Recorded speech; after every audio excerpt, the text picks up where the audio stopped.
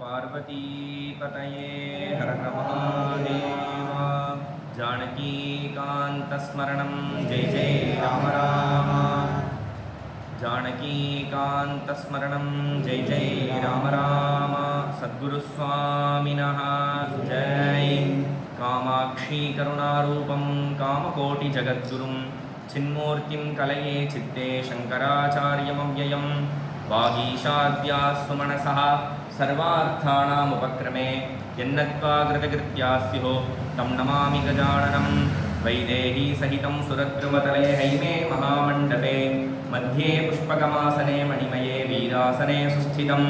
अग्रे वाचयति प्रभञ्जनसुते तत्त्वं मुनिभ्यः परं व्याख्यान्तं भरतादिभिः परिवृतं रामं भजे श्यामलम्। धर्मात्मा सत्यसन्धश्च रामो दाशरथिर्यदि पौरुषे चाप्रतिद्वन्द्वः शरैनं जहि रावणिम्। हर हर नमः पार्वतीपतये हर हर महादेव। भगवान श्रीयस्पतिயான பகவானுடைய பரம அனுகிரகத்தினால இன்றைய தினம் ராமச்சரணம் ராமநவமியான புண்ணியமான தினத்தில் ராமச்சரணம் அப்படிங்கிற விஷயத்தை ராமருடைய சரித்திரத்தை வால்மீகி ராமாயணத்தில் சொன்ன பிரகாரம் சிரவணம் பண்ணுறதுக்கு உண்டான பாக்கியம் நம்மளுக்கு கிடச்சிருக்கு. அதை ரொம்ப மகத்தான நாள் ராமநவமி அப்படிங்கிறது. ஏன்னா மகா புண்ணியங்கள் இந்த ஒரு நாளில் உபவாசம் இருந்து ராமரை சேவிச்சோன்னா கிடைக்கிறதா தர்மசாஸ்திரங்கள்லாம் சொல்கிறது. அப்படி மகா புண்ணியமான நாள். ராமருடைய சரித்திரம் இதை நாம் தெரிஞ்சுக்கணும். ராமருடைய ஜனனம் அதை யார் சொல்லியிருக்கா அப்படின்னா வால்மீகி மகரிஷி. அவர் தான் ராமருடைய சரித்திரம் முழுக்க கிருஷ்ணம் ராமாயணம், ராமருடைய சரித்திரம் முழுக்க என்னென்ன நடந்ததோ ராமருடைய வாழ்க்கையில் அந்த சரித்திரம் முழுக்க ராமாயணத்தை வால்மீகி மகரிஷி நம்மளுக்கு உபதேசம் பண்ணியிருக்கார். வால்மீகி ராமாயணம் 24,000 ஸ்லோகம். ஏன் ராமருடைய சரித்திரத்தை நாம் தெரிஞ்சுக்கணும் அப்படின்னா புருஷார்த்தம் அப்படின்னு நம்மெல்லாம் கேள்விப்பட்டிருப்போம். என்ன அப்படின்னா அறம் பொருள் இன்பம் வீடு, தர்மம் அர்த்தம் காமம் மோட்சம் அப்படின்னு. இந்த தர்மம் அர்த்தம் காமம் மோட்சம் இதுதான் ஒரு படிக்கட்டு மாதிரி. ஒரு மனுஷன் இந்த பூமியில் பிறக்கிறான் அப்படின்னா அவன் அடைய வேண்டிய லட்சியம் என்ன அப்படின்னா அது மோட்சம் தான். அதுதான் அந்த வீடு பேருன்னு சொல்லுவாள். அதை எப்படி அடையலாம் அப்படின்னா இந்த தர்மத்தினால தான் இந்த முதல் படிக்கட்டு இருக்கே அதுதான் எல்லாத்துக்கும் சாதனமாக இருக்குது. தர்மம் அந்த அறம்னு அறத்தை விட்டுட்டோன்னா வேற எதுவுமே நம்மளுக்கு பலன் அளிக்காது. அதனால இந்த அறம் தான் முக்கியம். அப்போது இந்த தர்மம் தான் என்னன்னு தெரிஞ்சுக்கணும். அந்த தர்மத்தை நாம் தெரிஞ்சுக்கணும் அப்படின்னா இந்த தர்மத்தை சொல்லிக் கொடுத்ததே பகவான் தான். அவருடைய மூச்சு காத்தான அந்த வேதம் தான் தர்மத்தை உபதேசம் பண்ணுறது நம்ம எல்லாருக்கும். அப்போ அந்த வேதத்தில் தர்மத்தை சொல்லிட்டார் பகவான். வேதத்தின் மூலமாக தர்மங்கள் எல்லாருக்கும் தெரிஞ்சிடும்.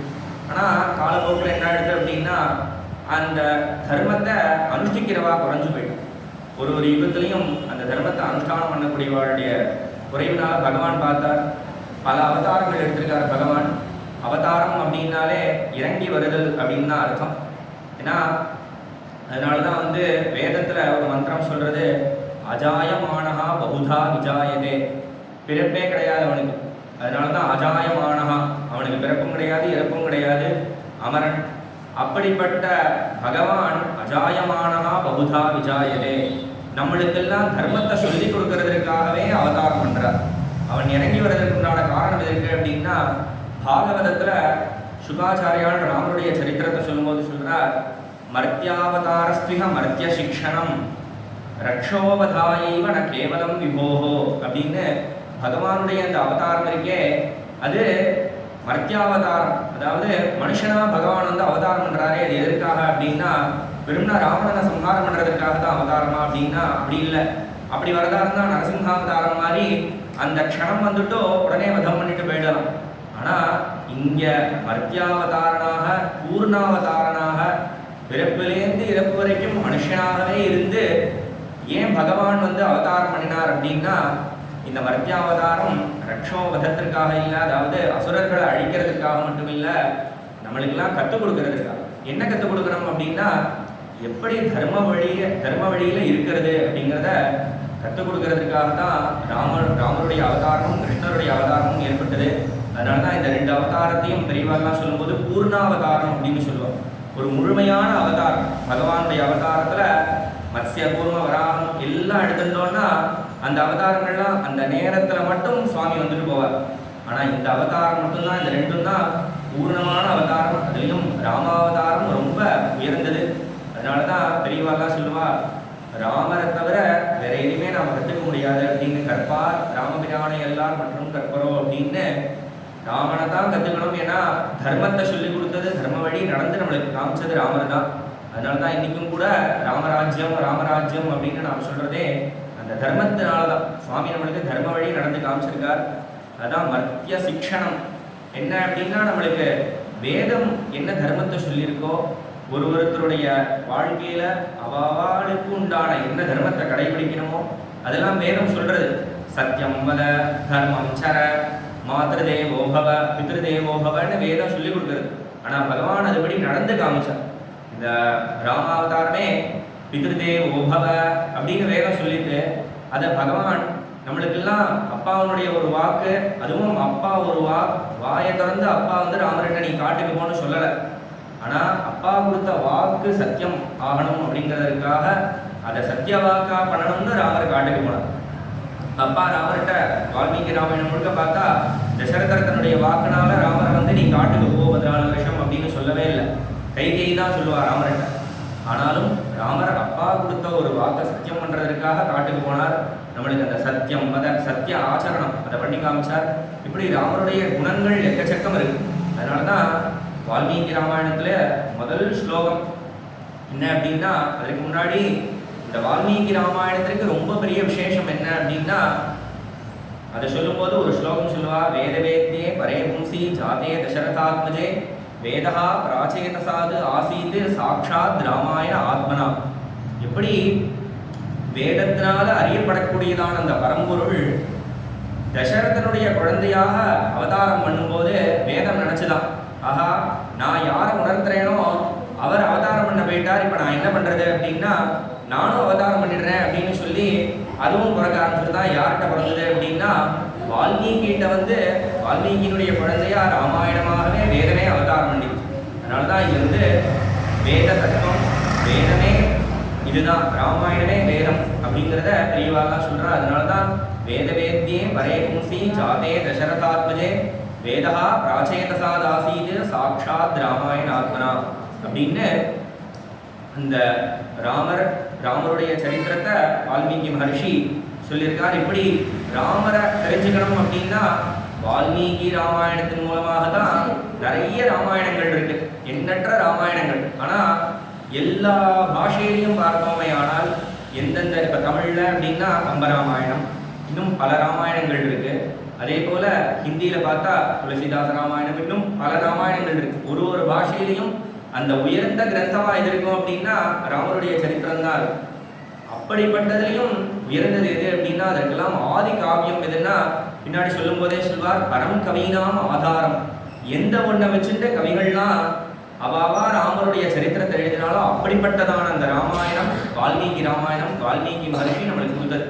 ஏன்னா இது சத்தியமா ராமருடைய சரித்திரத்தில் என்னெல்லாம் நடந்ததோ அதெல்லாம் தெரிவிக்கிறது. அதனால தான் சொல்லும்போது வால்மீகி மகர்ஷியினுடைய குழந்தையா வேதமே ராமாயணமா அவதாரம் பண்ணி, அப்படி இந்த வால்மீகி ராமரை தெரிஞ்சுக்கணும் அப்படின்னா ராமாயணத்தின் வழிதான் தெரிஞ்சுக்க முடியும்.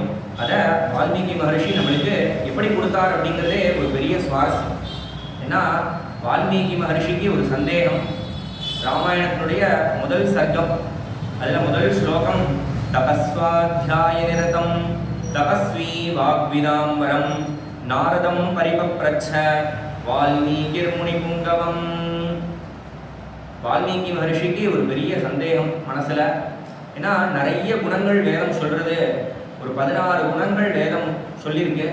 அந்த குணங்களோட கூடிய ஒரு புருஷன் ஒருத்தர் இந்த லோகத்துல இப்ப இருக்கக்கூடியதான லோகத்துல இருப்பாரா, இருந்துட்டு இருக்காரா அப்படின்னு ஒரு சந்தேகம் அவருக்கு ஏற்பட்டு, அப்போ அதை தீர்த்துக்கணுமே அப்படின்னா இவருடைய சந்தேகம் எழுந்த நேரத்துல அவருடைய ஆசிரமத்திற்கு நாரதர் வந்தார். அப்ப அப்போ நாரதர் எப்படி இருக்கார் அப்படின்னா, எப்படிப்பட்டவர் நாரதர் அப்படின்னா, ராமாயணத்தில் சொல்லும்போது சொல்றா, தபஸ்வாத்தியாய நிரதம் தபஸ்வி வாக்விதாம்பரம் முனிபுங்கவம் நாரதம் அப்படின்னு ஒரு 4 விதமான அடைமொழியால நாரதர் சொல்றார். என்ன அப்படின்னா, தபஹா சுவாத்தியாய நிரதம் வாக்விதாம்பரம் முனிபுங்கம். தபஹா அப்படின்னா இங்க என்ன அப்படின்னா விரத நியமங்கள், எல்லா விதமான விரதங்களையும் அனுஷ்டானம் பண்ணி அதனால தபஸ்னால எல்லாத்தையும் சாதிச்சுடலாம். ஆனால் தபசு தான் சாதிக்க முடியாதது அப்படின்னு பெரியவாலாம் சொல்லுவா. அப்படி அந்த தபஸோட கூடியவர். அதே போல சுவாத்தியாய நிரதம், என்னென்னலாம் சுவாத்தியாயம் அப்படின்னா வேதம் முதலான தெரிஞ்சுக்க வேண்டிய என்னென்னலாம் வித்தியைகள் இருக்கோ, என்னென்னலாம் கல்வி கேள்விகள்ல சிறந்து விளங்கக்கூடியவர் நாரதர். அப்போ கல்வி கேள்விகள் மட்டும் இருந்தா போருமா? யாராவது ஒருத்தர் கேட்டா பதில் சொல்ல வேண்டாமா? அதை சொல்லக்கூடியதான அந்த திறமை வேண்டாமா அப்படின்னா, அதனாலதான் சொல்றார் வாக்விதாம் வரம். சிறந்த வாக்திகள் யாரெல்லாம் இருக்காளோ அவளை காட்டிலும் சிறந்தவர் யார் அப்படின்னா நாரதர்.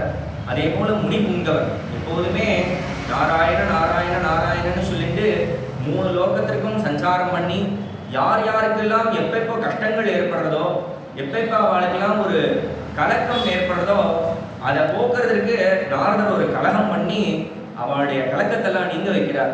அதுதான் நாரதர் நாராயண நாராயணன்னு சொல்லிட்டு எப்போதுமே சுவாமியை தியானம் பண்ணி, நாரதர் அப்படிங்கிற சப்தத்திற்கே என்ன அர்த்தம் அப்படின்னா நாராயணனை நம்மளுக்கு கொடுக்கிறவர் தான் நாரதர். அதனாலதான் துருவன், பிரஹ்லாதன் முதலான இன்னும் எத்தனையோ பேருக்கு சுவாமியவே கொண்டு வந்து அவள்கிட்ட கொடுத்துட்டார். குருவா இருக்கார். எல்லாருக்கும் குரு யார் அப்படின்னா நாரதர் தான். அப்படி நாரதர் வந்தார் இவருடைய ஆசிரமத்திற்கு, வால்மீகியினுடைய ஆசிரமத்திற்கு.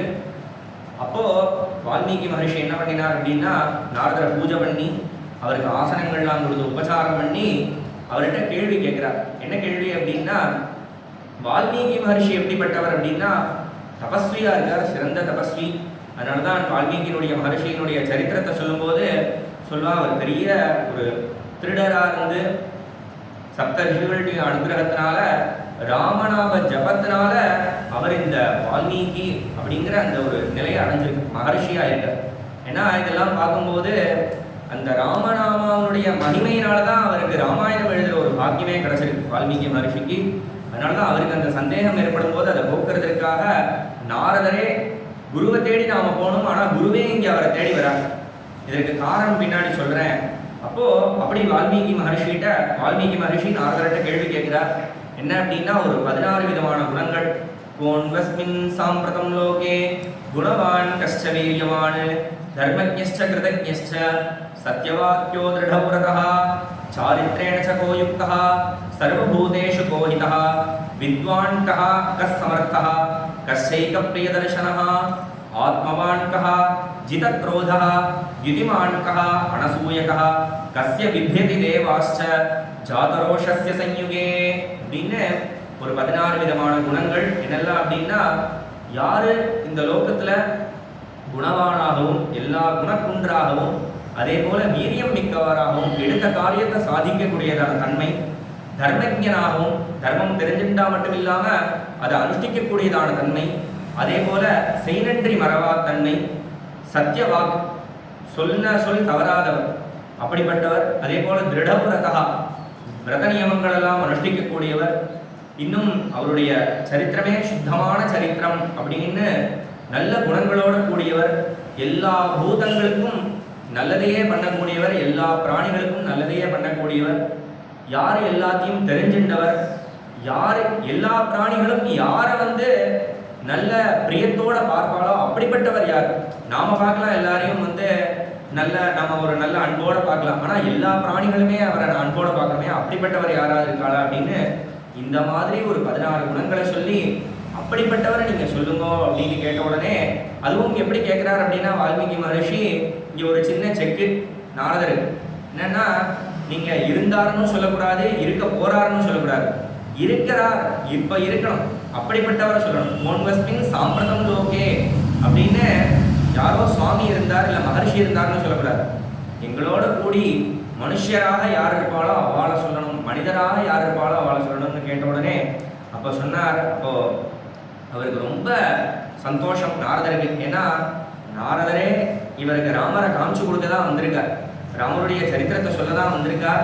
அப்ப இவரே ராமரை பத்தி கேட்ட உடனே அப்பா பகவோ துர்லபாச்சைவ ஏத்வயா கீர்த்திதா குணாக முனே வக்ஷாமியகம் புத்வா தையுக்தம் ஸ்வேதாந்தரா. ரொம்ப சந்தோஷத்தை கூட நாரதர் சொல்றார், அப்பா நீ கேட்ட குணங்கள் எல்லாம் ஒன்றாக அமையப்பெற்றவன் இந்த லோகத்துல யாருமே இருக்க முடியாது. ஆனாலும் நான் சொல்றேன், உனக்கு ஒருத்தரை காட்ட முடியும், அவர் உனக்கே ரொம்ப பரிச்சயப்பட்டவர் தான். ஏன்னா ராமரே வால்மீகியினுடைய ஆசிரமத்திற்கு ராமாயண காலத்துல ராமருடைய ராமாயணத்துல வரும் வால்மீகியினுடைய ஆசிரமத்திற்கு ராமர் போனார் அப்படின்னு இருக்கு. அப்போ உனக்கே தெரிஞ்சவர் தான் இதற்கு உண்டான பதிலா இருக்கார் இந்த கேள்விக்கெல்லாம். யார் அப்படின்னா இக்ஷ்வாகு வம்ச பிரபவா ராமோ நாம ஜனைஸ்ருதா.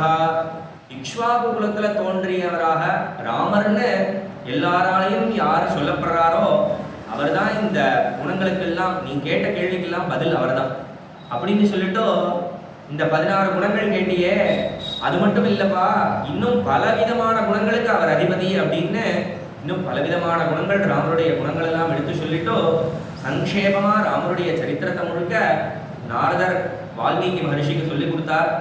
வால்மீகி மகர்ஷிக்கு சங்கேபமா ராமாயணத்தை முழுக்க முதல் சர்க்கத்தில் சொல்லி கொடுத்தார்.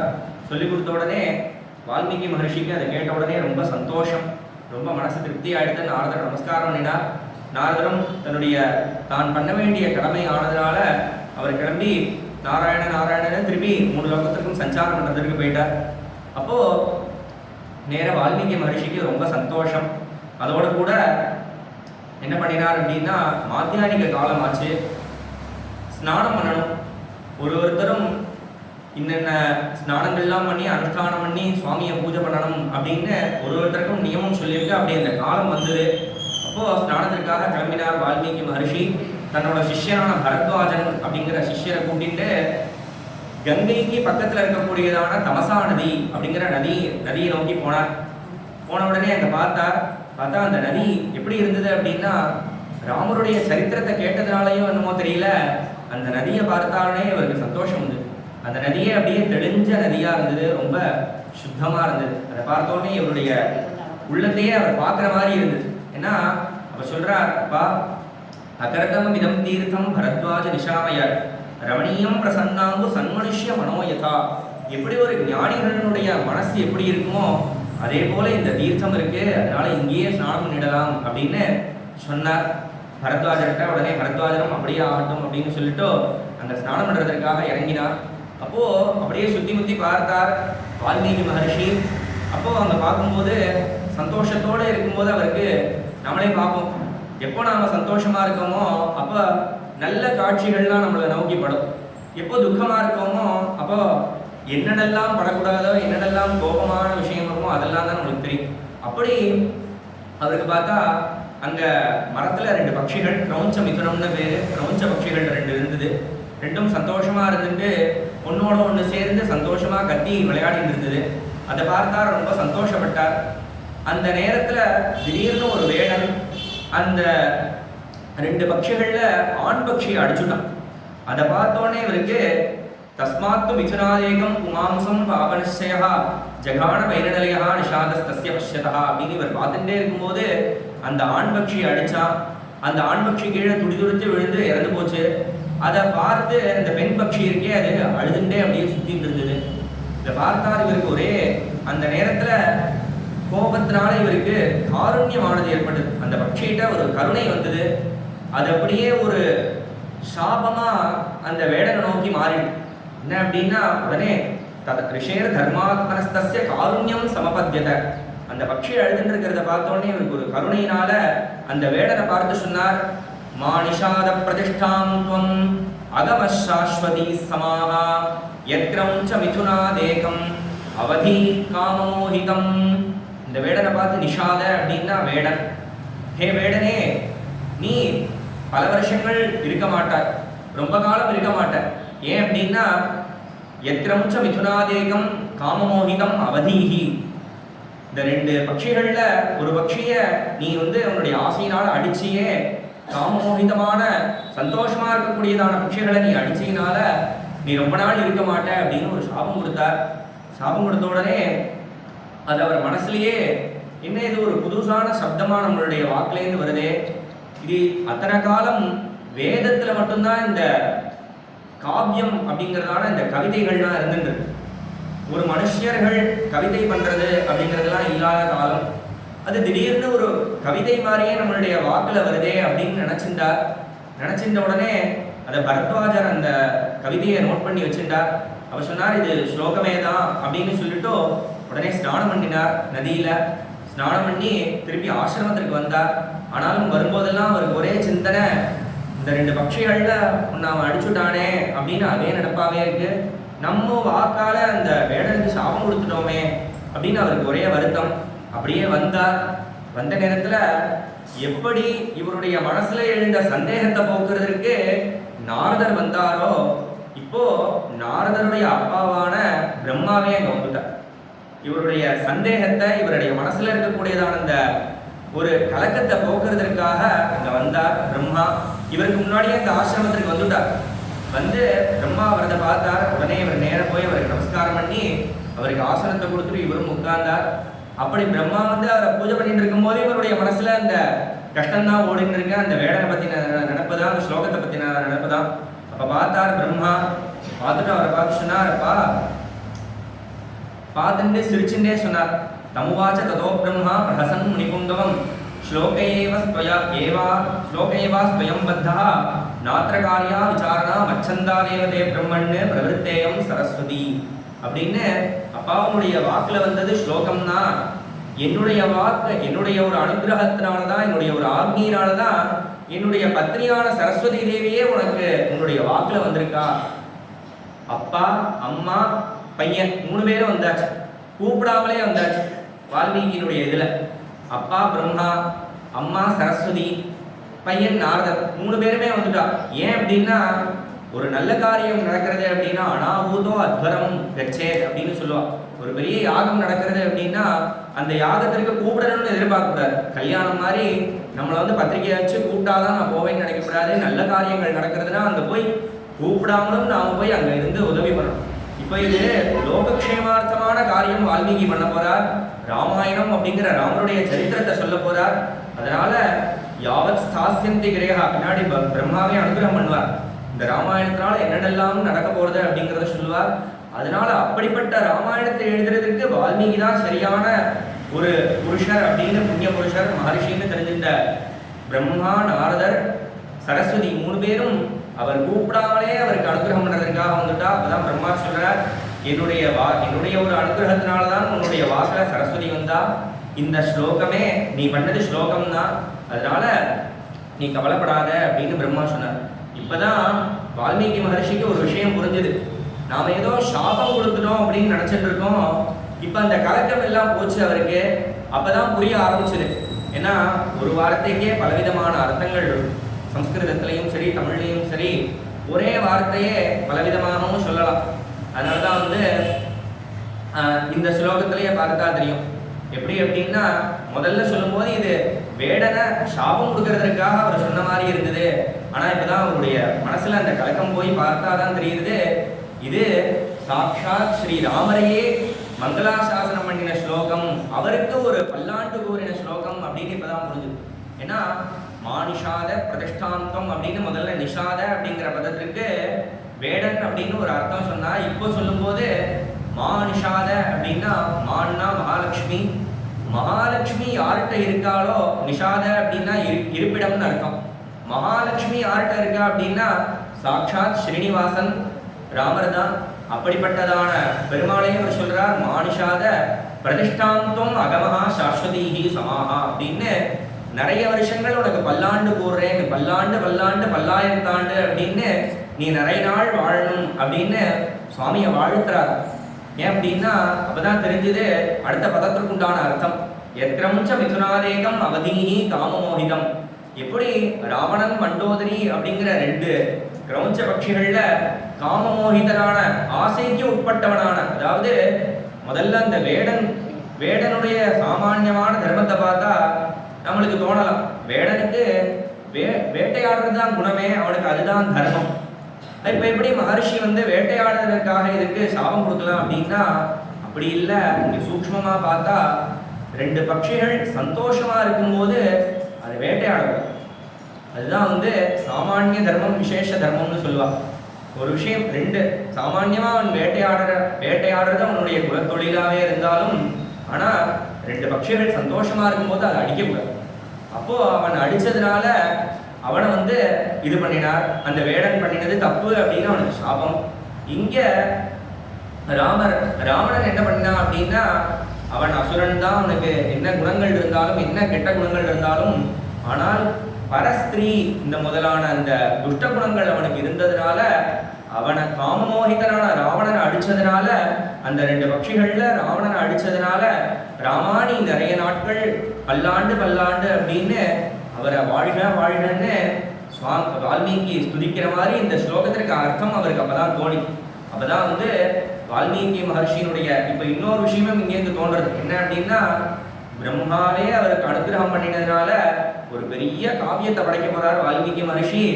அவரே பிரம்மாவாக இருக்கார். அதாவது அசாரே கலு சம்சாரே அப்படின்னு இந்த காவிய சாகரம் அப்படின்னு இந்த கவிதைகள் அப்படிங்கிற ஒரு பெரிய சாகரத்துல யாரு பிரம்மா அப்படின்னா, அந்த யாரு ஒரு கவிதையை பண்றானோ அவன் தான் பிரம்மா.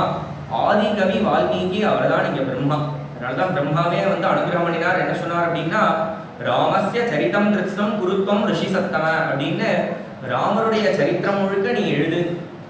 எதற்காக அப்படின்னா, லோகக்ஷேமத்திற்காக ராமருடைய சரித்திரத்தை சொல்லு. அதே போல இந்த சரித்திரத்தை சொல்லணும் அப்படின்னா அவருக்கு ஒரு சந்தேகம் வந்தது.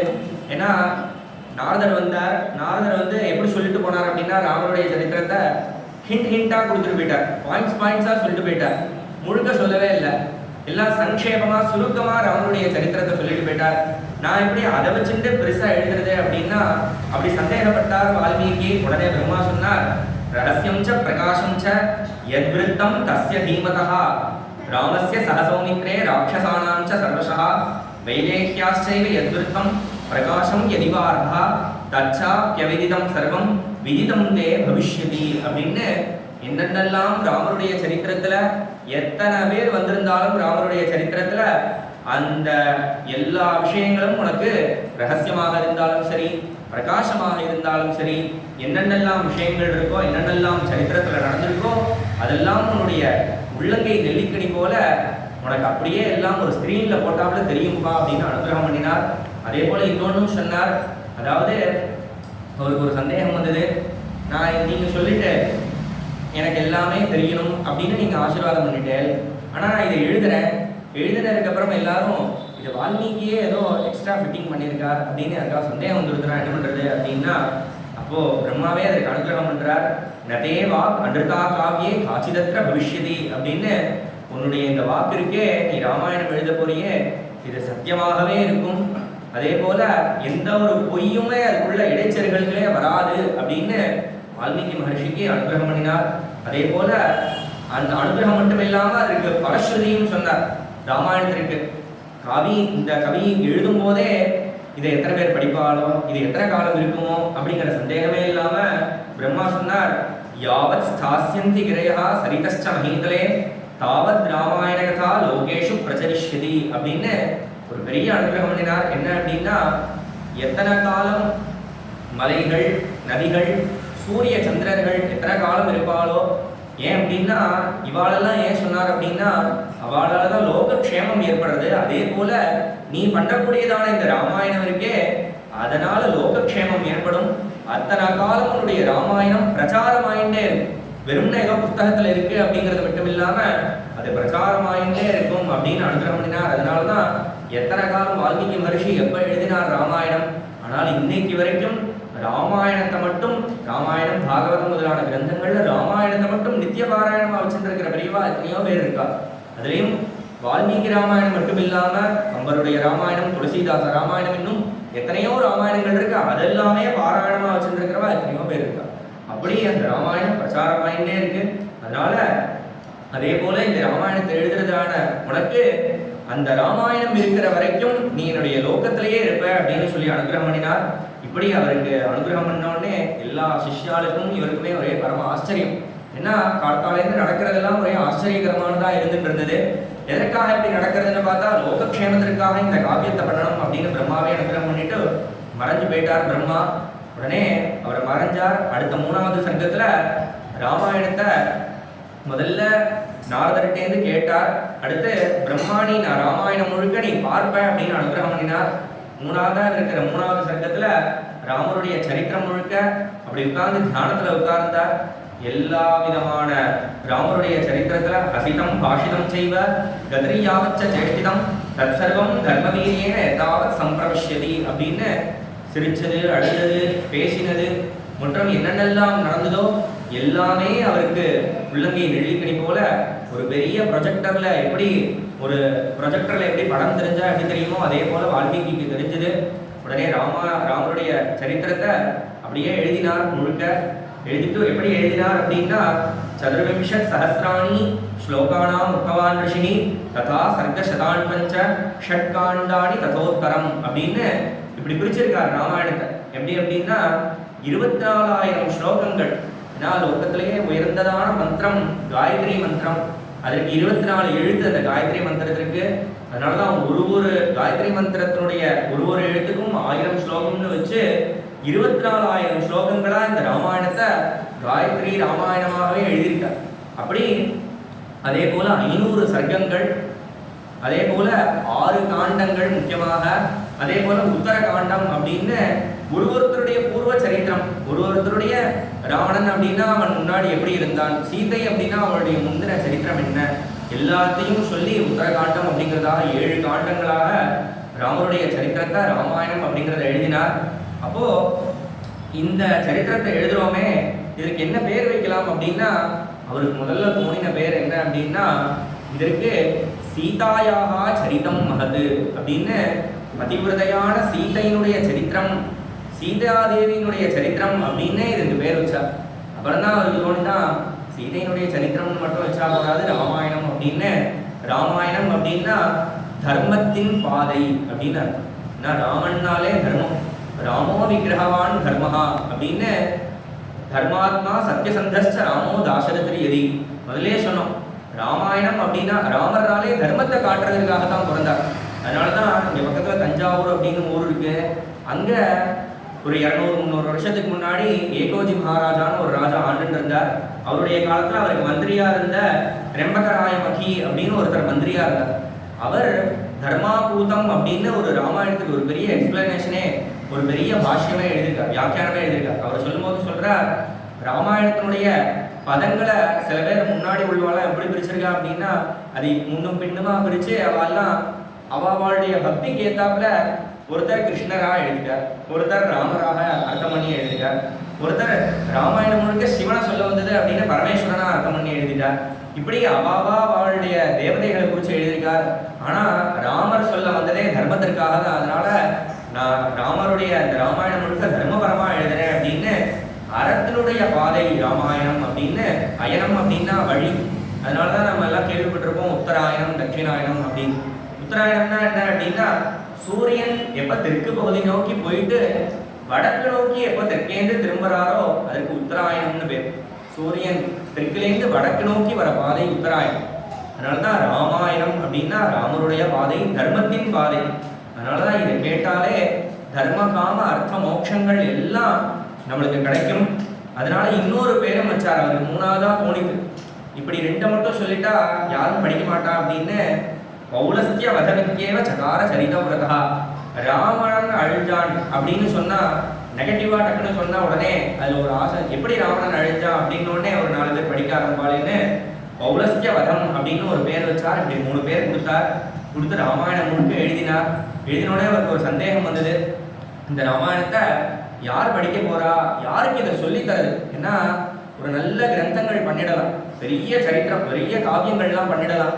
ஆனா இதை பண்ணிட்டோ இதை அப்படியே வச்சுட்டாலும் தப்பு, அதே போல இதை கெட்டவா கையில கொடுத்தாலும் தப்பாயிடும். ஏன்னா அது என்ன ஆகும் அப்படின்னா இவர் ஒரு வார்த்தை சொல்லியிருப்பார், அவன் என்ன பண்ணுவான், இவர் எனக்கு பிடிக்கல, இந்த பேர் எனக்கு பிடிக்கல, வேற பேரை இதுல சேர்த்துட்டான்னு என்ன இருக்கும் அப்படின்னு இவர் ராமரை வசதியா சொல்லியிருக்கார். இன்னைக்கு பாருங்க பல இடத்துல ஆகுது.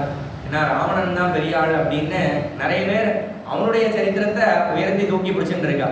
அதனால அவன் என்ன பண்ணிடுவா அப்படின்னா துஷ்டர்கள் கையில போச்சுன்னா ராமாயணத்தையே ராவணாயணம்னு மாத்தினாலும் மாத்திடுவா அப்படின்னு அவர் யோசிச்சார். இதை நல்ல இவாள்கிட்ட தான் இதை சேர்ப்பிக்கணும் அப்படின்னு நினைச்சுட்டே இருந்தார். அப்போ 2 பேர் இவருக்கு வந்து நமஸ்காரம் பண்ணிடும். அவருடைய ஆசிரமத்தில் இருக்கக்கூடியதான 2 பேர் யார் அப்படின்னா, அகிருண்ணீதாம் தஸ்ய சிந்தையமானஸ்ய மனுஷேர் பாவிதாத்மனஹா அகிருண்ணீதாம் ததப்பாதோ முனிவேஷோ குஷீலவோ. 2 குழந்தைகள் அவருடைய காலை வந்து பிடிச்சிருந்தா. யார் அப்படின்னா லவன் குஷன் அப்படின்னு 2 பேர். அப்படி இருந்தா அப்படின்னா முனிவர்களுடைய வேஷத்துல இருந்தாலும் அவெல்லாம் பெரிய ராஜபுத்திரர்கள், அவர் ராமருடைய புத்திரர்களே. அதனாலதான் சொல்லும்போது சொல்றார், கண்ணாடியில ராமர் பார்த்துட்டு ராமரே இன்னொரு ராமரை தன்னுடைய கண்ணாடியில பார்த்தா எப்படி இருக்குமோ அப்படி இந்த குஷன் லவனும் குஷனும் அப்படி இருந்தாலும் ராமரை போலவே இருந்தாலும். அதனால அவளை பார்த்தோன்னே அவருக்கு ஒரு சந்தோஷம் வந்தது. அவ 2 பேருக்கும் இதை சொல்லி கொடுத்தார். அவெல்லாம் இந்த ராமாயணத்தை நல்லா பாடம் பண்ணிட்டு இந்த ராமாயணத்தை நல்ல மனசுல வாங்கிட்டு அப்படியே பாட்சே கேச்ச மதுரம் அப்படின்னு இந்த ராமாயணத்தை அவ நிறைய இடங்கள்ல போய் பிரச்சாரம் பண்ணினா, நிறைய இடங்கள்ல இந்த ராமாயணத்தை பாடினா. அப்படி நிறைய மகர்ஷிகளுடைய சன்னதிகள் எல்லாம் இந்த ராமாயணத்தை பாடிட்டே இருந்தா. அப்ப இந்த மகர்ஷிகள்லாம் அவளுக்கு அனுகிரகம் பண்ணினா. அப்படி பாடிட்டே வரும்போது இந்த குழந்தைகள் இந்த ராமாயணத்தை ராமருடைய சபையில போய் பாடினோம். ராமருடைய அந்த அயோத்தியாவுடைய நகரத்தினுடைய வீதிகள்ல மார்க்கத்துல போய் பாடிட்டு இருந்தா, தெருக்கள்ல. அப்போ இது நடக்கிறது எப்போ அப்படின்னா, இந்த ராமாயணம் வால்மீகி மகர்ஷி எழுதுறது ராமர் இருக்கும் போதே எழுதினது. அதனாலதான் பிரம்மா சொல்லும் போது வரப்போறது முழுக்க உனக்கு தெரியும் அப்படின்னு சொன்னார் பிரம்மா. அதனால அதை அவ போய் பாடுறா. இதை ராமர் தன்னுடைய மாளிகையில இருந்து பார்த்தார். பார்த்துட்டு இந்த குழந்தைகள் நல்லா பாடுறதே அப்படின்னு அந்த குழந்தைகளை பார்த்தா, அதாவது இமோமுனி பார்த்திப லட்சணான் மிதோ ராமர் கண்டுபிடிச்சிட்டார். இந்த குழந்தைகள் முனிவர்கள் வேஷம் போட்டிருந்தாலும் இந்த குழந்தைகளுடைய முகத்துல ஒரு அரசருக்குண்டான கலை தெரிகிறது. அதனால பார்த்திப லட்சணான் மிதோ குஷீலவும் செய்வ மகா தபஸ்வினோ. இந்த குழந்தைகள்லாம் பெரிய தபஸ்விகளா இருக்கா. அதனால எல்லாரையும் கூப்பிட்டார், சபையை கூட்டினார். இந்த குழந்தைகள் சொல்லக்கூடியதான இந்த கதையை நாம் எல்லாரும் சேர்ந்து கேட்போம் அப்படின்னு இந்த ராமாயணத்திற்கு, வால்மீகி ராமாயணத்திற்கு ஒரு பெரிய உயர்ந்ததான ஒரு மகிமை என்ன அப்படின்னா, அது ராமரே இருந்து கேட்டது. இந்த வால்மீகி ராமாயணம் மட்டும் ராமரே கேட்டது. அதனாலதான் ததஸ்துதோ ராமவச பிரச்சோதிதோ அகாயதாம் மார்க விதான சம்பதா சச்சாபி ராமஹ பரிஷத்கத சனைஹி புபூஷயா சக்தமனா பபூவஹ அப்படின்னு எப்போ எத்திர எத்திர ரகுநாத கீர்த்தனம் தத்திர தத்திர கிருதமஸ்தகாஞ்சலிம் பாஷ்பவாரி பரிபூர்ணலோச்சனம் மாருதிம் நமகராட்சகாந்தகம் அப்படின்னு ஆஞ்சநேயருக்கு ஒரு ஸ்லோகம் உண்டு. இந்த ஸ்லோகம் என்ன சொல்றது அப்படின்னா, ஆஞ்சநேயர் எங்க இருக்கார் அப்படிங்கிறத சொல்றது. எங்க இருப்பார் ஆஞ்சநேயர் அப்படின்னா, அதாவது எத்திர எத்திர ரகுநாத கீர்த்தனம், ராமருடைய சரித்திரமும் ராமருடைய பெயரும் எங்கெங்கெல்லாம் உச்சரிக்கப்படுறதோ அங்கெல்லாம் ஆஞ்சநேயர் பாஷ்பவாரி பரிபூர்ண லோச்சனம் அப்படின்னு அழுதுட்டே அதை கேட்கிறார். அப்படி ஆஞ்சநேயர் மட்டும்தான் கேட்பாருன்னு இல்லை, ராமரே தன்னுடைய சரித்திரத்தை கேட்டிருக்கார்.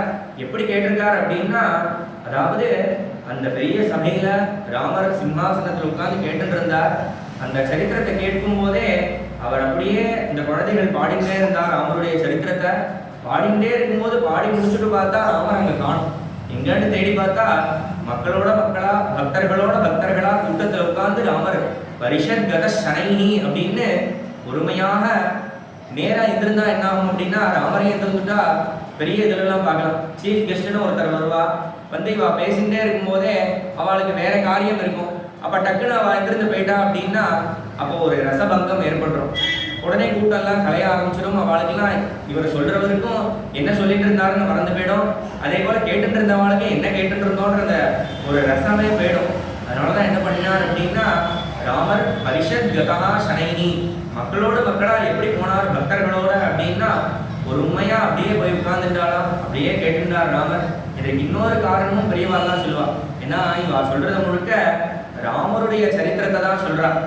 தன்னுடைய உத்தமமான புருஷர்களுடைய குணம் என்ன அப்படின்னா, பெரியவாளெல்லாம் பார்க்கலாம், யாராவது அவளை பத்தி கொஞ்சம் பெருமையா பேசினா அப்படின்னா அதை கண்டுக்காதது போல அப்படியே போயிடும். அதனாலதான் ராமர் அப்படியே பொறுமையா அவளோட கூட்டமா உட்கார்ந்து அவளுக்காக தன்னுடைய சரித்திரத்தை கேட்டார்.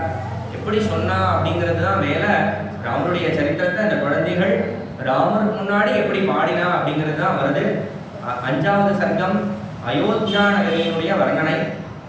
அதில் சொல்லும்போது சொல்ற, கோசலோ நாம முதிதா பீதோ ஜனபதோ மகான் நிவிஷ்ட சரயூ தீரே பிரபூத தனதான்யவான். கோசலம் அப்படிங்கிற ராஜ்யம், பெரிய நகரம், பெரிய ராஜ்யம். அதில் அயோத்தியா அப்படிங்கிற நகரம் அங்கதான் இருக்கு.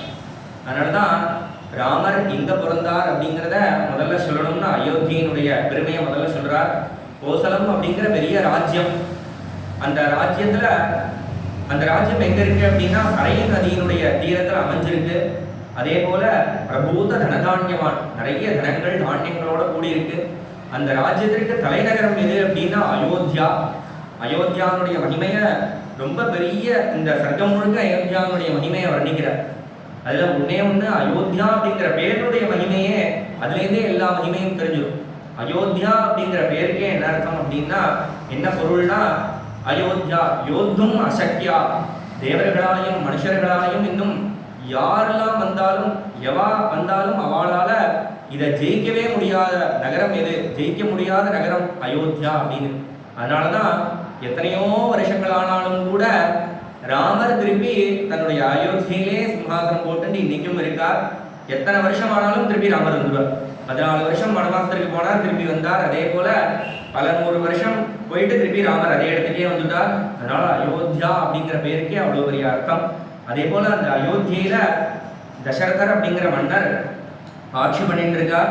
தஸ்யாம் புரியாம் அயோத்தியாயாம் வேதவித் சர்வசங்கிரஹா தீர்க்கதர்ஷி மகாதேஜா பௌரஜான பதப்பிரியா அப்படின்னு இக்ஷ்வாகுணாம் அதிரதா யஜ்வா தர்ம பரமோவசி அப்படின்னு தசரதருடைய மகத்துவம் ரொம்ப பெருசா ராமாயணத்துல இந்த சர்க்கத்துல பெருசா சொல்லியிருக்கார். அந்த தசரதர் அப்படிங்கிற பேருக்கே என்ன அர்த்தம் அப்படின்னா அவர் 10 திக்கிலையும் அவருடைய ரதமானது போகும்.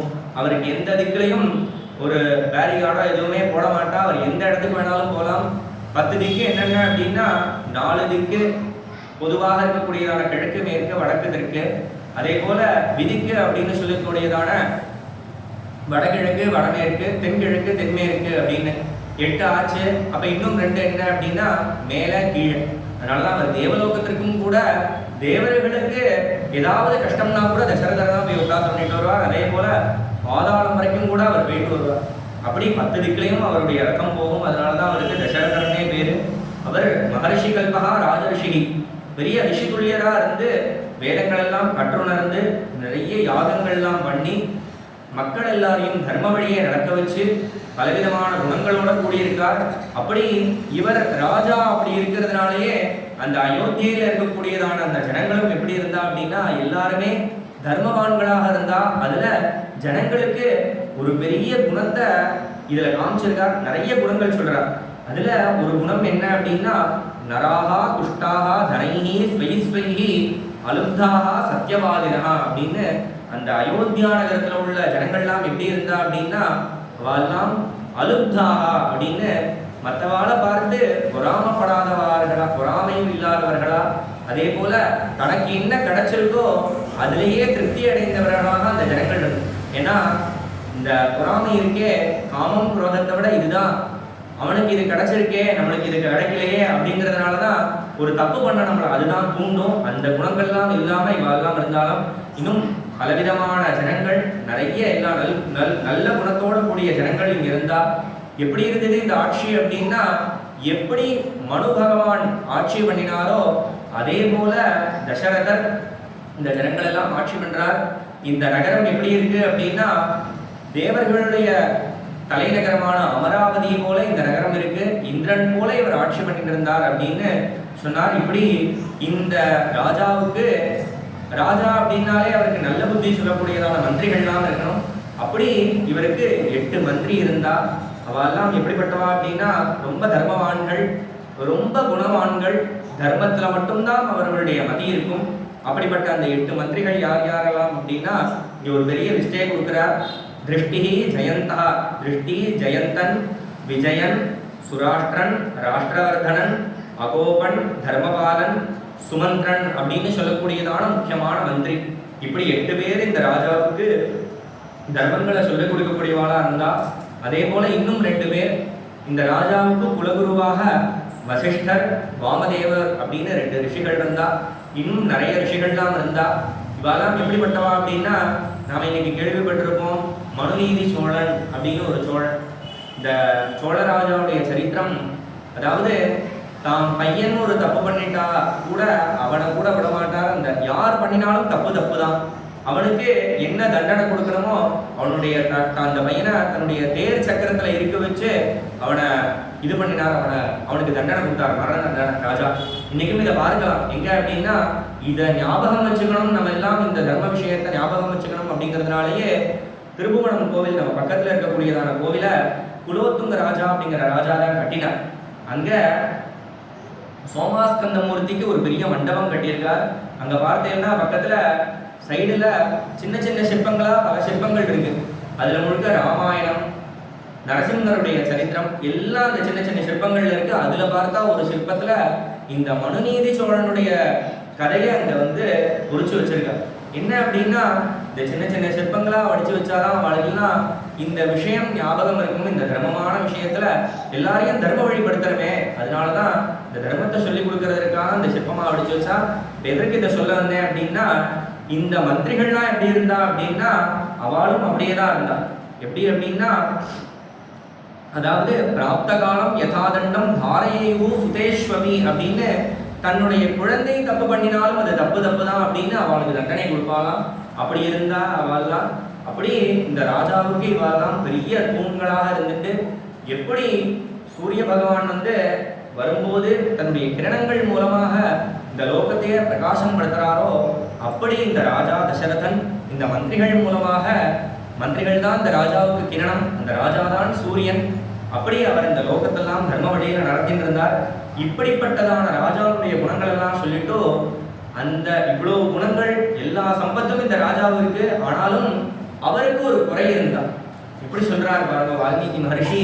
அதாவது நம்மெல்லாம் எப்படி சொல்லுவோம் அப்படின்னா 100 குணங்கள் இருக்கலாம், ஆனா நம்மளுக்கெல்லாம் இந்த விளக்கெண்ணை விட்டுன்னு பாக்குறாப்புல அந்த கண்ணில் விளக்கெண்ணை விட்டுன்னு பார்த்தா எப்படி ஒரு குறை மட்டும் தெரியுமோ அந்த குறையை தான் நம்ம பெருசா சொல்லுவோம், எக்ஸாஜரேட் பண்ணி சொல்லுவோம் அதை. ஆனா வால்மீகி மகர்ஷி அவருடைய குணங்கள் எல்லாம் பலவிதமான சங்கங்கள்ல சொல்லிட்டோ அவருக்கு ஒரே ஒரு குறை இருந்தது அப்படிங்கிறத சொல்றார்.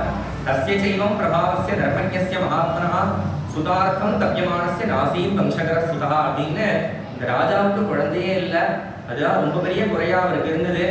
அப்போ அவருக்கு இந்த குறை இருந்தாலும் அவருக்கு அந்த குறையை போக்கிக்கிறதுக்கு உண்டான ஒரு தர்மமான ஒரு சிந்தனை அவருக்கு தோணி.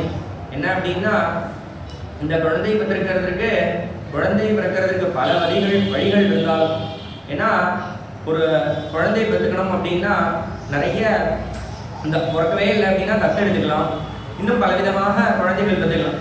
ஆனாலும் இவருக்கு என்ன எண்ணம் வந்தது அப்படின்னா, அந்த ராஜாவுக்கு சுதார்த்தம் வாஜிமேதேன கிமர்த்தம்னா யஜாமியம் அப்படின்னு, இந்த குழந்தை பிறக்கிறதுக்கு நாம ஏன் அஸ்வமேத யாகம் பண்ணக்கூடாது அப்படின்னு அவருக்கு ஒரு எண்ணம் வந்தது. உடனே தன்னுடைய மந்திரியை கூப்பிட்டார்.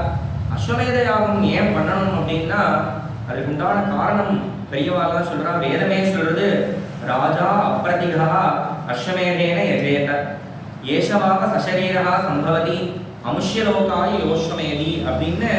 பெரிய பெரிய ராஜாக்கள்லாம் ஏன் அஸ்வமேத யாகம் பண்றா அப்படின்னா, அதனாலதான் பிரம்மஹத்தி முதலான பாபங்கள்லாம் கூட இந்த அஸ்வமேத யாகத்தினால போயிடுறது. ஏன்னா ஒரு குழந்தை பிறக்கணும் அப்படின்னா அந்த குழந்தை பிறக்கிறதுக்கு உண்டான தடைகள் ஏதோ நம்ம சரீரத்துல இருந்தது, இதெல்லாம் இருந்தது, பெரிய தடையா இருந்ததுன்னா நம்ம அதை போக்கிக்க முயற்சி பண்ணலாம். ஆனா அது கண்ணுக்கே புலப்படாததாக இருந்ததுன்னா அதை எப்படி போக்கிக்கிறது அப்படின்னா, அதுதான் கர்மான்னு பேரு. அந்த கர்ம பலனெல்லாம் போக்கணும் அப்படின்னா தர்மமான முறையில தான் போக்கிக்க முடியும். அதனாலதான் அஸ்வமேத யாகம் பண்ணினா அதெல்லாம் போக்கிக்கலாம் அப்படின்னு இருக்கிறதுனால அஸ்வமேத யாகம் பண்ணணும்னு அவருக்கே தோணி. அதனாலதான் இந்த அஸ்வமேத யாகத்தை பத்தி சொல்லும்போது நம்ம மகாலிங்க சுவாமியினுடைய பிரகாரம் இருக்கே, அதுக்கு அஸ்வமேத பிரகாரம்னே பேரு. அதற்கு ஏன் அஸ்வமேத பிரகாரம்னு பேர் வந்ததுன்னா, மத்தியார்ஜுன க்ஷேத்திர மகாத்மியம் அப்படின்னு ஒரு பெரிய மகாத்மியம் இந்த ஊரினுடைய சரித்திரத்தை மகாலிங்க சுவாமியினுடைய பெருமையெல்லாம் சொல்றது. அதுல சொல்லும்போது விதேகம் அப்படின்னு ஒரு நகரம் இருந்தது. அதனுடைய ராஜா வசுமான் அப்படின்னு ஒரு பெரிய ராஜா இருந்தான். அந்த ராஜாவுக்கு நிறைய நல்லபடியா ஆட்சி பண்ணிட்டு இருந்தான்.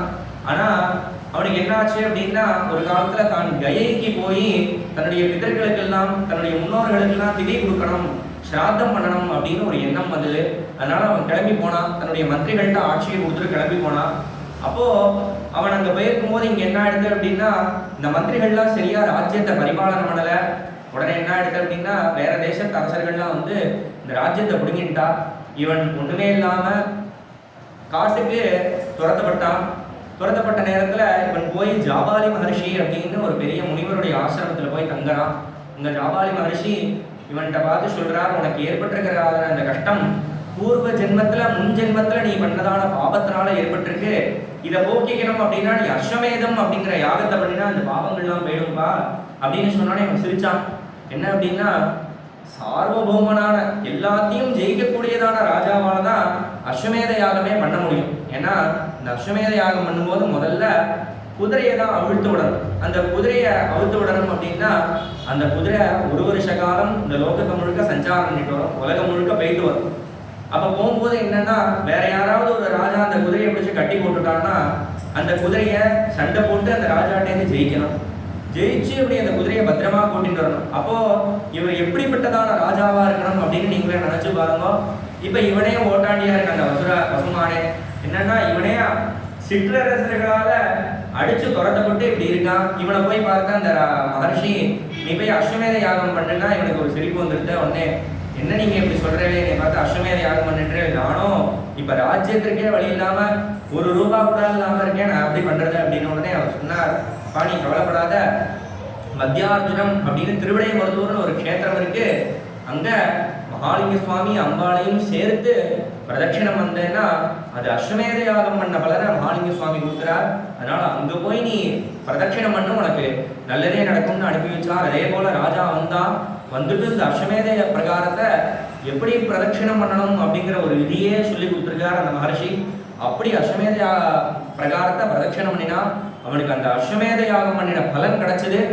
அந்த நேரத்தில் மகாலிங்க சுவாமியினுடைய அனுகிரகத்தினால என்னாச்சு அப்படின்னா இவன் இங்கே பிரதட்சிணம் பண்ணிகிட்டே இருக்கும்போதே இந்த மந்திரிகள் இன்னும் பலவிதமான சைன்யங்களோட அந்த எதிரி ராஜாவை அடிச்சுட்டு இந்த ராஜ்யத்தை மீட்டு எடுத்துட்டா. இவன்கிட்ட வந்து சொன்னா இவன் பெரிய ராஜாவாயிட்டான். அதனாலதான் இந்த பிரகாரத்துக்கே அஸ்வமேத பிரகாரம்னு பேரு.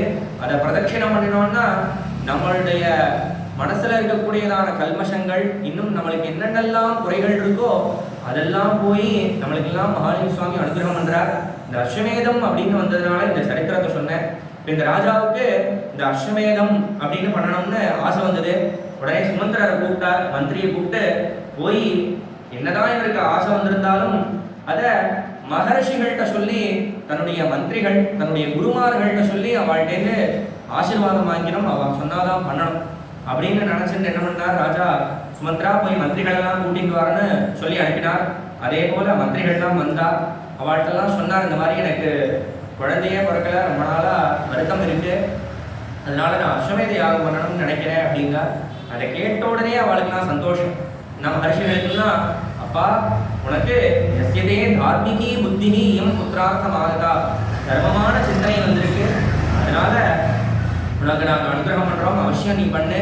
அதே போல இந்த சிந்தனை வந்ததுனாலேயே உனக்கு நல்லது நடக்க போறதுன்னு தெரிஞ்சிருக்கு, நீ குழந்தை வேணும்னு ஆசைப்படுறேன், ஆனா உனக்கு குழந்தைகள் பிறக்க போறா அப்படின்னு அனுகிரகம் பண்ணார்.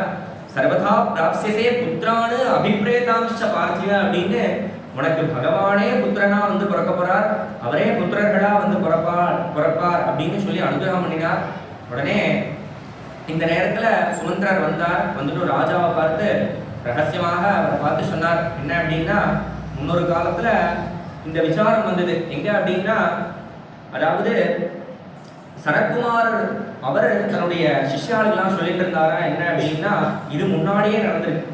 என்னன்னா அந்த சபையில சுமந்திரர் இருந்திருக்க, அதை கேள்விப்பட்டிருக்க. சனத்குமாரர் சொல்லும் போதே தசரதருக்கு குழந்தை பிறக்கணும், குழந்தை பெற்றுக்கணும், அதாவது குழந்தைக்காக அஸ்வமேதம் யாகம் பண்ணணும்னு ஒரு எண்ணம் வரும்.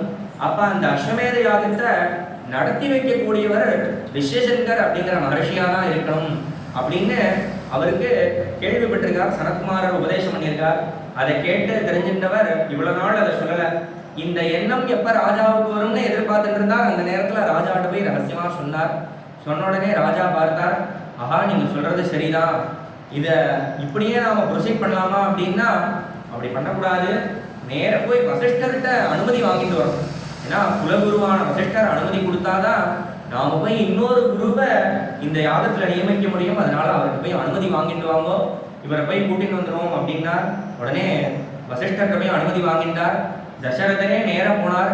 அந்த அவர் ரிஷிசங்கர் எங்க இருந்தார் அப்படின்னா ரோமபாதர் அப்படிங்கிற ராஜா அங்கதேசம் அப்படிங்கிற ராஜ்யத்தை பரிபாலனம் பண்ணிட்டு இருக்கார்.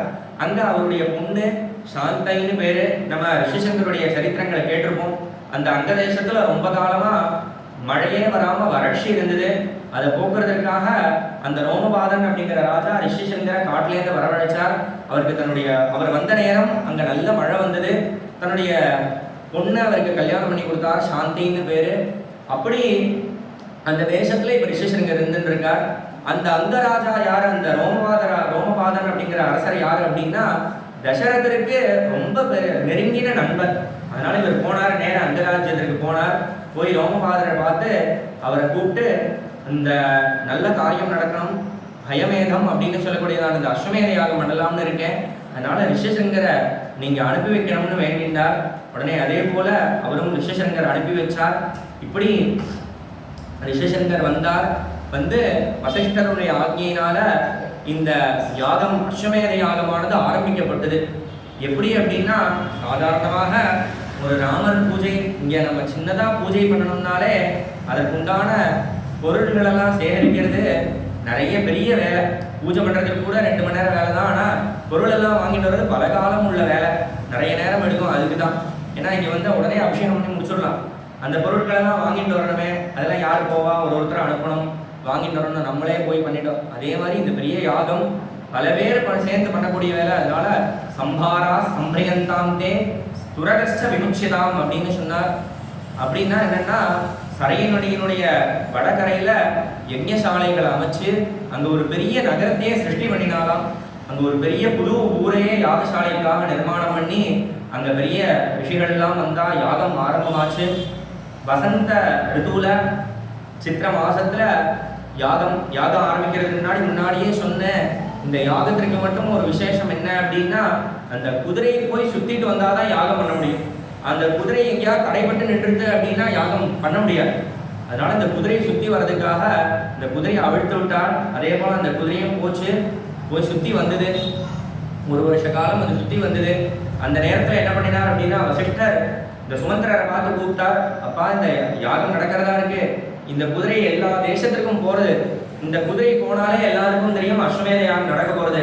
இருந்தாலும் நிறைய ராஜாக்கள் நம்மளுடைய நண்பர்களாக இருக்கா, எல்லாரையும் பர்சனலா போய் ஒரு இன்விடேஷன் கொடுத்து அவளெல்லாம் அழைச்சிட்டு வான்னு சொன்னார். அதே போல சுமந்திரர் எல்லா ராஜாக்களையும் கூட்டின்னு வந்தார். அதே போல ரிஷிசங்கருடைய முகமாக ரிஷிசங்கர்னால இந்த யாகம் ஆரம்பிக்கப்பட்டு ரொம்ப விமரிசையா இந்த அஸ்வமேத யாகம் ஆரம்பமானது. வசிஷ்டர் சொல்லிட்டார், இந்த யாகத்திற்கு யார் யாரெல்லாம் வராளோ அவளுக்கெல்லாம் அன்னங்கள், போஜனம், அவ தங்குறதற்கு நல்ல இடங்கள், நல்ல வஸ்திரங்கள், இன்னும் எப்படியெல்லாம் கவனிக்க முடியுமோ அவளெல்லாம் ஒரு சின்ன விஷயத்துல கூட மனக்கலக்கம் வராத அளவுக்கு அவளெல்லாம் கவனிச்சுக்கணும்னு சொன்னார். அதே போல யதாவிதி யதாநியாயம் பரிக்கிராமந்தி சாஸ்திரதா அப்படின்னு எப்படியெல்லாம் யாகம் நடத்தப்பட வேண்டும் அப்படின்னு சாஸ்திரத்துல இருக்கோ வேதத்துல இருக்கோ அப்படியெல்லாம் இந்த அஸ்வமேத யாகம் நடந்தது. அதே போல அந்த அஸ்வமேத யாகத்திற்கு வந்திருக்கிறவாளுக்கெல்லாம் ராஜாக்கள் மந்திரிகள் எல்லாரும் அங்க நின்று அவளெல்லாம் இவாளுக்கு இந்த இலைக்கு பாயசம் வரல, இந்த இலைக்கு அன்னம் வரல அப்படின்னு தியதாம் அன்னம் வாசாம்சி விவிதானிச்ச அப்படின்னு ஒருத்தர் நின்று பர்சனலா கவனிச்சிருந்தாலாம். அதெல்லாம் பார்த்துட்டு அந்த ஜனங்களுக்கெல்லாம் ஒரே திருப்தி. அதனால அவள்லாம் என்ன சொன்னாலாம், அஹோ திருப்தாஸ்ம பத்ரம் தே இதி சுஷ்ராவ ராகவா அப்படின்னு ரொம்ப சந்தோஷமா அவளுக்கெல்லாம் அவெல்லாம் சொன்னார். இந்த சப்தம் கேட்கறதா அந்த சரதருக்கு, ஆஹா ரொம்ப சந்தோஷம், எங்களுக்கெல்லாம் பரம திருப்தி, ரொம்ப சந்தோஷமா இருக்கும் அப்படின்னு கேட்டது.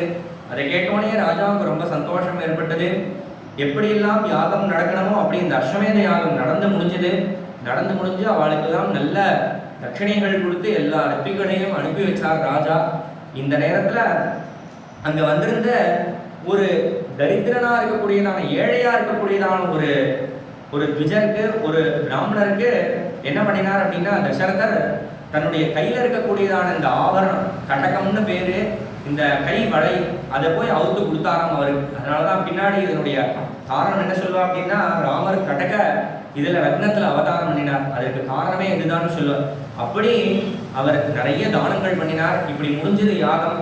உடனே ரிஷிசங்கர் கூப்பிட்டார், அஸ்வமேத யாகம் முடிஞ்சிருந்து உன்னுடைய பாபங்கள் எல்லாம் போயிடுதுப்பா, உனக்கு புத்திர பிரதிபந்தத்திற்கு என்னென்னலாம் பாபங்கள் இருந்ததோ, இந்த குழந்தை பிறக்காம இருக்கிறதுக்கு என்னென்னலாம் பாபங்கள் இருந்ததோ அதெல்லாம் போயிடுத்து, இப்ப குழந்தை பிறக்கணுமே, அதுக்காக ஒரு யாகம் பண்ணணும் அப்படின்னு சொன்னார். அதுதான் புத்திரகாமேஷ்டி யாகம்.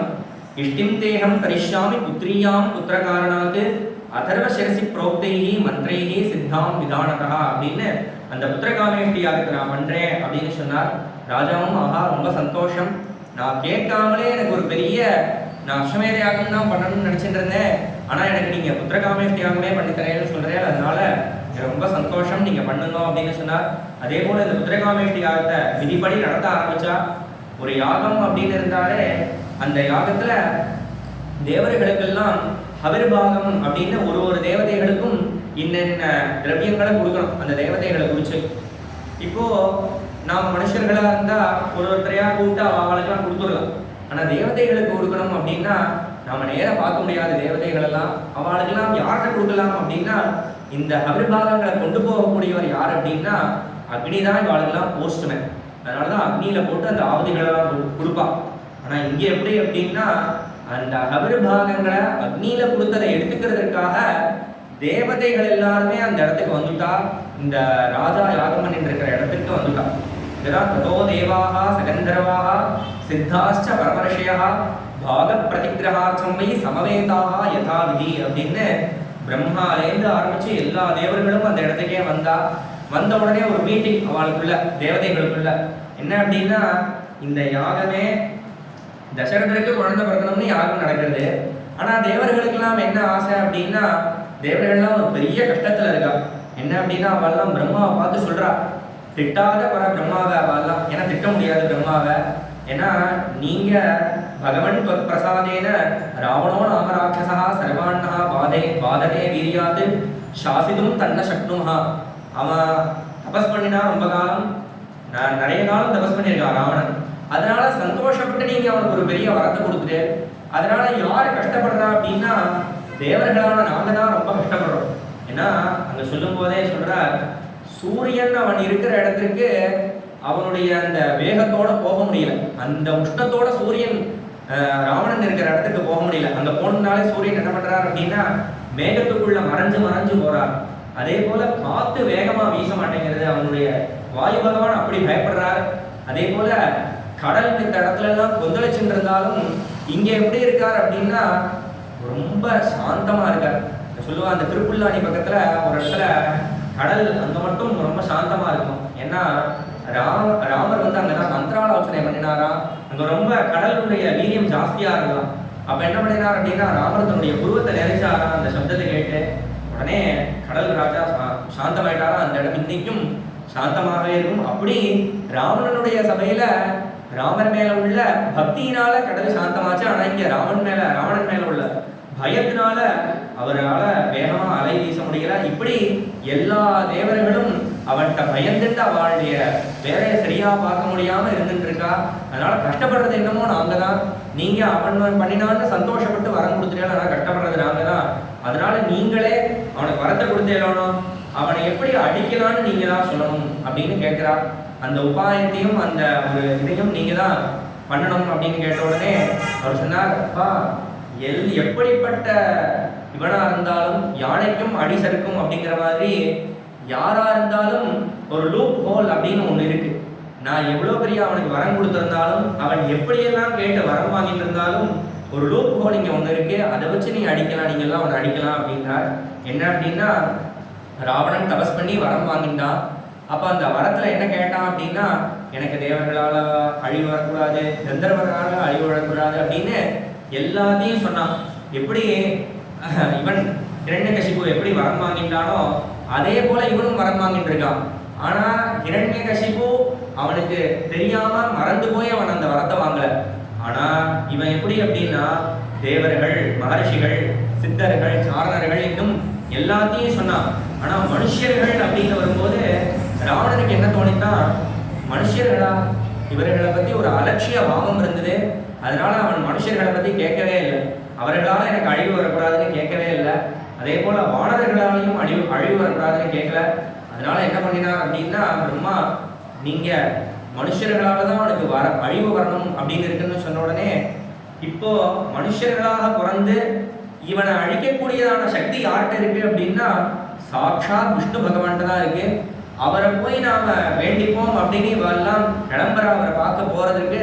ஆனா என்ன ஆகுது அப்படின்னா ஏதஸ்மின் அந்தரே விஷ்ணு உபயாதோ மகாத்யுதி சங்க சக்கர கதாபாணி பீதவாசா ஜெகத்பதி வைனதேயம் சமாருஹ்ய பாஸ்கரஸ்ய உதயை யதா அப்படின்னு எப்படி ஒரு கஷ்டம் அப்படின்னு இருந்ததுன்னா சுவாமியே தானா நான் சுவாமியை நினைச்சுட்டா போதும் சுவாமியை அந்த இடத்துக்கு வந்திருப்பார்.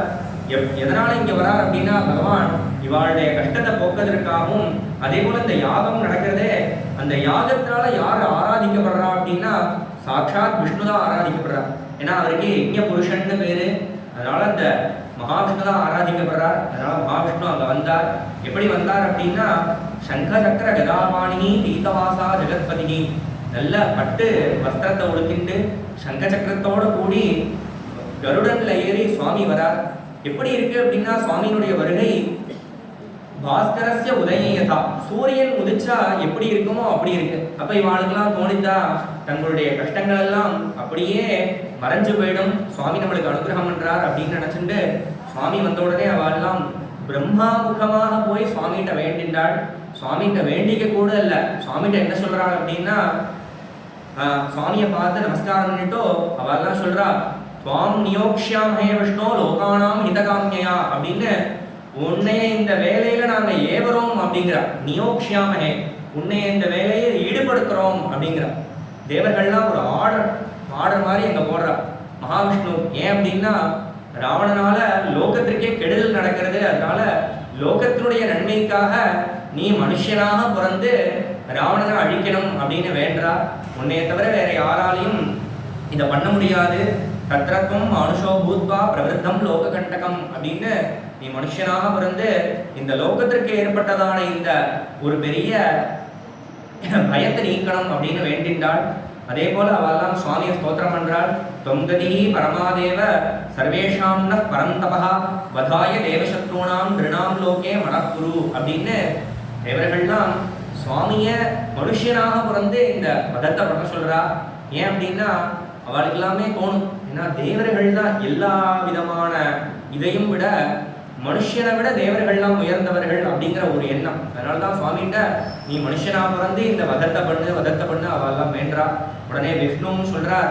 விஷ்ணு அவர்களுக்கெல்லாம் அபயம் கொடுக்கிறார், அனுகிரகம் பண்றார்.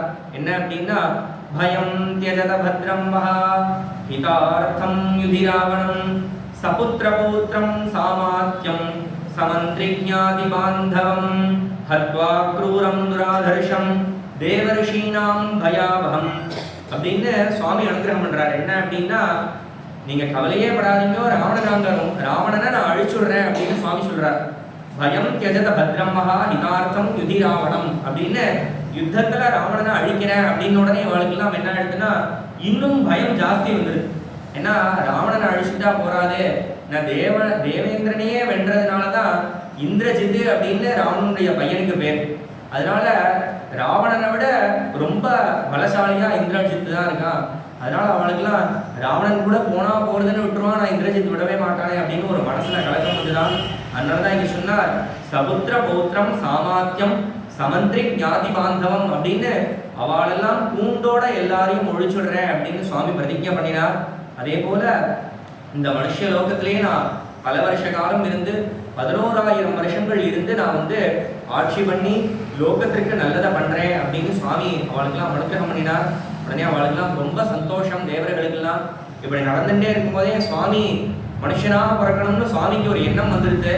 ஆனா சுவாமியே மனுஷனாக அவதாரம் பண்ணணும் அப்படிங்கிறச்சே அதற்கு ஒரு நல்ல ஒரு அப்பாவை சுவாமியே தேடுறார். அப்படியே பார்க்கிறார். மானுஷியே சிந்தையாமாச ஜென்மபூமி மதாத்மனஹா ததப் பாத்ம பலாசாட்சா கிருத்வாத்மானம் சதுர்விதம் பிதரம் ரோச்சயாமாச ததா தசரதம் நிருப்பம் அப்படின்னு அங்க தசரதர் யாகம் பண்ணிட்டு இருக்கார். அந்த யாகம் அயமேதம் அப்படிங்கிறதான பெரிய அஸ்வமேதத்தை பண்ணிட்டு புத்திரகாமேஷ்டி பண்ணிட்டு இருக்கார். அந்த தசரதரை தன்னுடைய அப்பாவாக சுவாமி ஏற்றுண்டார். பிதரம் ரோச்சயாமாச ததா தசரதம் நிருபம். சுவாமியே விரும்பி தசரதருக்கு குழந்தையா பிறக்கணும் அப்படின்னு தன்னை 4ஆ பண்ணிட்டார் சுவாமி. தன்னுடைய சக்திகளை 4 விதமா பண்ணிட்டு தசரதருக்கு 4 குழந்தையா பிறக்கிறார். இப்படி மனுஷனாக பிறந்து சுவாமி வதம் பண்ண போறார் ராவணனை. இப்போ அந்த இடத்துல புத்திரகாமேஷ்டி யாகம் நடந்து முடிகிறது. இப்படி நடந்துகிட்டே இருக்கும்போது புத்திரகாமேஷ்டி யாகத்தினுடைய அந்த தசரதர் பண்ணிட்டு இருக்கக்கூடியதான அந்த யாகத்திற்கு நடுவில் அந்த அக்னியிலிருந்து ஒரு பெரிய திடீர்னு ஒரு பெரிய ரூபம் கிளம்புறது. சுத்ததோ வை யஜமானஸ்ய பாவகாத் அதுல பிரபம் பிராதுர்பூதம் மகத்பூதம் மகாவீரியம் மகாபலம் அப்படின்னு தசரதருடைய அந்த அக்னிகுண்டத்திலிருந்து ஒரு பெரிய ரூபம், மகாபூதம் மகாபலம். அந்த ரூபமே எப்படி இருக்கு அப்படின்னா கிருஷ்ணம் ரக்தாம்பரதரம் ரக்தாஸ்யம் துந்துபிஸ்வனம் ஸ்னிக்த ஹரியக்ஷ தனுஜ ஸ்மஸ்ரு பிரவரம் மூர்த்தஜம் அப்படின்னு கருப்பாக ஒரு பெரிய உருவம். அதே போல சிவப்பு வஸ்திரத்தை அணிஞ்சிட்டு இருக்க அந்த ரூபம். அதே போல முகத்தை பார்த்தா சிவந்த நல்ல சிவப்பான முகமா இருக்கு. இப்படி ஒரு பெரிய சிம்மத்தோட ரோமம், சிம்மத்தோட முடி மாதிரி உடம்பெல்லாம் பெரிய கம்பீரமாக அந்த ஒரு ரூபம் தோன்றித்து. அதனுடைய கையில என்ன இருக்கு அப்படின்னா சைலசிருங்க சமுத்சேதம் திருப்தசார்தூல விக்ரமம் திவ்ய பாயச சம்பூர்ணாம் பாத்ரீம் பத்னீம் விப்ரியாம். அந்த பூதத்தினுடைய கையில பாத்திரம்னு சொல்லக்கூடியதான ஒரு பாயசம் நிறைந்ததான ஒரு பாத்திரத்தை தாங்கிட்டு அந்த ரூபம் வந்துதான். அதை பார்த்தோன்னே எல்லாருக்கும் இது யாரு அப்படின்னு ஒரு பெரிய சந்தேகம் எழுந்தது. அந்த பாத்திரம் எப்படி இருந்தது அப்படின்னா தப்தஜாம்பூ நதமயீம் ராஜதாந்த வரிச்சதாம் அப்படின்னு நல்ல ஜொலிக்கிற ஒரு பெரிய தங்க குடத்துல பாயசத்தை எடுத்துட்டு அதற்கு மேல வெள்ளி மூடி போட்டு அந்த பாயச பாத்திரத்தை எடுத்துட்டு வரார். அந்த பாயச பாத்திரத்தை எப்படி பிடிச்சிட்டு இருக்கார் அப்படின்னா எப்படி தன்னுடைய பத்னியை கூட்டிட்டு ஒரு கணவன் எப்படி போவானோ, பத்னியை எப்படி காப்பாற்றுவானோ அதே போல இந்த பாத்திரத்தை அவர் ஏந்திட்டு வராராம். பிரகுஹ்ய விபுலாம் விபுலாம் தோர்பியாம் ஸ்வயம் மாயாமயி விவ அப்படின்னு ஒரு பெரிய ரூபத்தோட அந்த பாத்திரத்தை எடுத்துட்டு அந்த பூதம் வந்தது. அந்த ஒரு பெரிய பூதத்தை பார்த்தோன்னே வாழ்க்கலாம் இது யாரு அப்படின்னு ஒரு பெரிய சந்தேகம் எழுந்தது. உடனே அந்த நரனே சொன்னார், அந்த பூதமே சொல்லிட்டு பிராஜாபத்தியம் நரம் வித்தி மாமிகாபியாகதம் நிருப. நான் இங்கே வந்திருக்கேனே, என்னைய பிரஜாபதி அனுப்பினார். பிரஜாபதி அப்படின்னா பிராஜாபத்தியம், பிரஜாபதி அவர்தான் லோகத்தெல்லாம் சிருஷ்டிக்கிறார். அந்த பிரஜாபதியினுடைய ஒரு தூதனா என்னை நினச்சிக்கோங்க. நான் அந்த பிராஜாபத்தியம் நரமாக பிரஜாபதியினுடைய புருஷனாக இங்கே வந்திருக்கேன் அப்படின்னார். பார்த்துட்டு உடனே வரலாம் அவரை நமஸ்காரம் பண்ணினா சுவாகதம் சொன்னார். உடனே இந்த பாத்திரத்தோட அந்த பாயசத்தை அவர்கிட்ட கொடுத்தார். இதம் து நரசார்தூல பாயசம் தேவ நிர்மிதம் பிரஜாகரம் கிரகாணத்துவம் தன்யம் ஆரோக்கியவர்தனம். சாட்சாத் மகாவிஷ்ணுடைய அந்த அம்சங்களே இந்த பாயசத்துல இருக்கு, அவனுடைய சக்தியே இந்த பாயசமாக இருக்கு. அதனால இதை வாங்கிக்கோ, கண்டிப்பாக உனக்கு குழந்தைகள் பிறப்பா, இது உன்னுடைய பத்னிகள்கிட்ட கொடு அப்படின்னு அந்த பிரஜாபதியினுடைய புருஷன் இவர்கிட்ட சொன்னார். அதே போல அந்த பாயசத்தை பிரதட்சிணம் பண்ணி வாங்கிட்டார் தசரதர். வாங்கிட்டு அதை ரொம்ப சந்தோஷத்தோட எடுத்துட்டு நேர தன்னுடைய அரண்மனைக்கு போனார். இந்த யாகங்களெல்லாம் பூர்த்தியாச்சு. நேர தன்னுடைய அந்தப்புறத்திற்கு போய் அந்த பாயசத்தை தன்னுடைய பத்னிகள் 3 பேருக்கும் அந்த பாயசத்தை பிரித்து கொடுத்தார். எப்படி கொடுத்தார் அப்படின்னா முதல்ல இந்த பாயசத்துல அரபங்க கௌசல்யை கொடுத்தார். பாயசார்த்தம் ததௌ ததா கௌசல்யாயி நரபதினி பாயசார்த்தம் ததௌ ததா அப்படின்னு இந்த பாயசத்தினுடைய அர்த்த பாகம் பாதிய கௌசல்யைக்கு கொடுத்தார் தசரதர். ஏன் அப்படின்னா கௌசல்யை தான் பட்ட மகிஷி பிரதான பத்னி, அதனால அவளுக்கு பாயசத்தினுடைய 50% பாயசத்தை அவளுக்கு கொடுத்தார். அடுத்ததான ஒரு பாதி பாயசத்தை நாமெல்லாம் கேள்விப்பட்டிருப்போம். தசரதனுடைய மனைவி யார் அப்படின்னா இந்த வரிசையில தான் சொல்லுவோம் எல்லாருமே. எப்படி கௌசல்யா, கைகேயி, சுமித்ரை அப்படின்னு சொல்லுவோம். ஆனால் இங்கே வால்மீகி மகர்ஷி ரொம்ப ஸ்ரத்தையா ரொம்ப கவனத்தோட சொல்லித்தரார். என்ன அப்படின்னா கௌசல்யா, சுமித்ரா, கைகேயி அப்படின்னு சொல்லித்தரார். ஏன்னா கௌசல்யா, கைகேயி, சுமித்ரா அப்படிங்கிறது சரிதான் ஒரு விதத்தில். ஆனால் இங்கே ஏன் அப்படின்னா ரெண்டாவது பாகம் பாயசம் இருக்கே அந்த அரை பங்குல ஒரு பாதிய ரெண்டாவதாக யாருக்கு கொடுக்குறார் அப்படின்னா சுமித்ரைக்கு தான் தசரதர் கொடுக்குறார். ஏன் அப்படின்னா பெரியவாள்லாம் இங்க காரணம் சொல்றா, இந்த சுமித்ரை இருக்காளே இவளை தான் தசரதர் ரெண்டாவதா கல்யாணம் பண்ணிட்டு வந்தார். ஆனா இவருக்கு ரொம்ப பிடிச்ச பத்னி யார் அப்படின்னா கைகேயி. அதனாலதான் எப்படி இருந்தாலும் அட்டமகிஷிய மாற்ற முடியாது. ஒன்னாவதா இருக்கிற இடத்துல இருந்து கௌசல்யை இறக்கிட்டோ கைகேயை உட்கார வைக்க முடியாது.